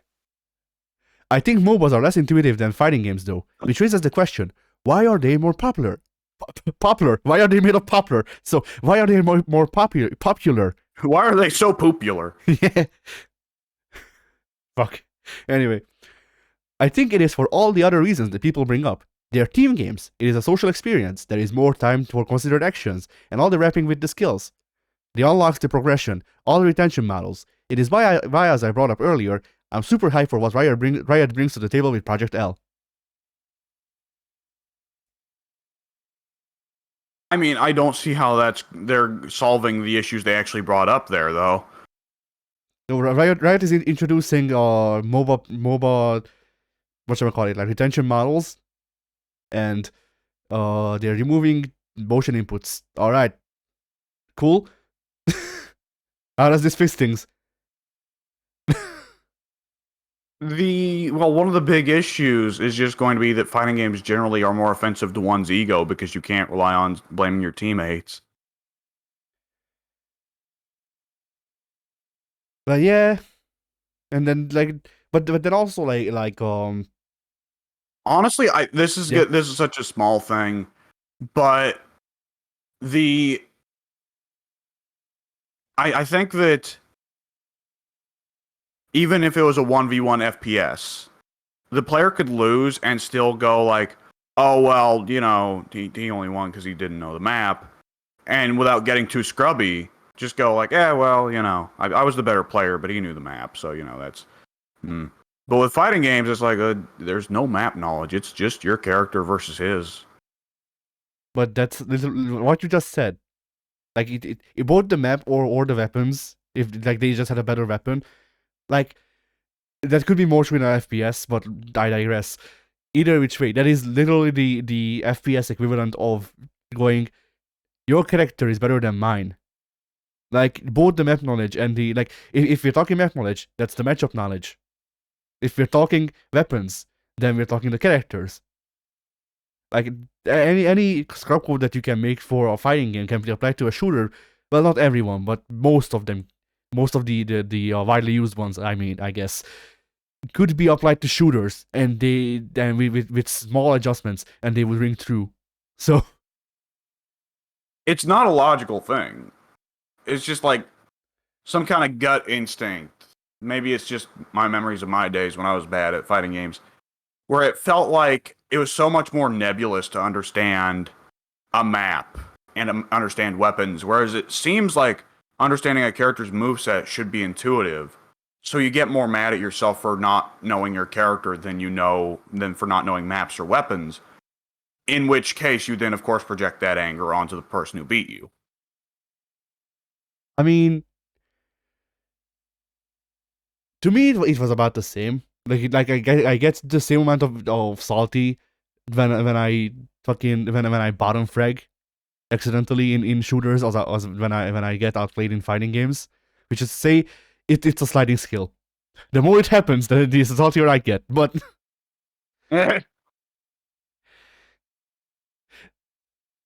but what was I saying? Oh yeah. Like I don't really have a lot of experience with sucking at fighting games and uh actually playing against other people, because I spent my formative years with fighting games, or just in general really playing against the AI, who like okay, I played a lot against like people like or characters like SNK bosses, where no, the AI actually was cheating. Like that's for once it's not a fucking cop out. That's the gimmick. Yeah. Like sometimes I thought the AI was cheating when it obviously wasn't, and it was just better than me. But I mean I was also like a toddler, so Yeah. but stuff like that might have aided me in becoming who I am today. Where I'm just like, fuck it, if you can beat me in like a minute in a set, then do it, and then we'll get this over with.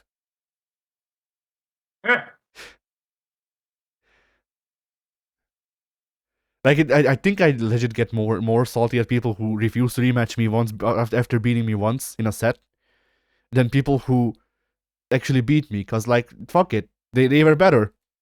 But like if they don't take the rematch, then they're cowards. Yeah. Pretty much. GG no re. I need this to preserve my ego. Yeah. I can't find out if this was Can't a fluke take or this not. from me. It'll never be a fluke as long as there's no rematch. Yeah.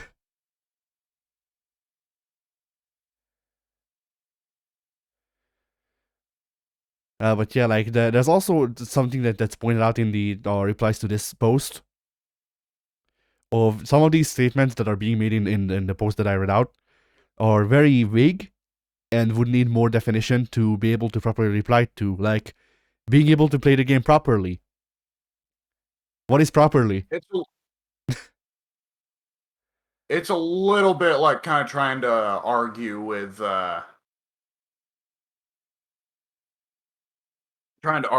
scrub quote that's just incomprehensible. Yeah. Yeah.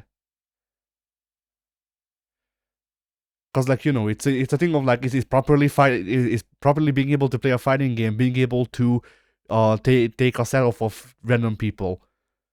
Because if we're going by that, I don't play fighting games properly. Like the only person I can take, the only people I can take sets of are my friends. You put me online and then I'll fucking bleed out. I don't know about that. I guess it depends on the game. Yeah. But yeah, like it's and also like once again, I like how this is titled elitism in fighting games, because apparently having a learning curve is now elitism. You're being gatekept. People are saying that you shouldn't play this game because checks notes. It has a learning curve. Huh. Yeah, I'm not sure. Like that sounded like it was going to start off as a criticism of the fighting game community, but instead it just kind of went off on fighting game design. And then also went base riot will save us. And like we know my opinion on Riot saving the FGC.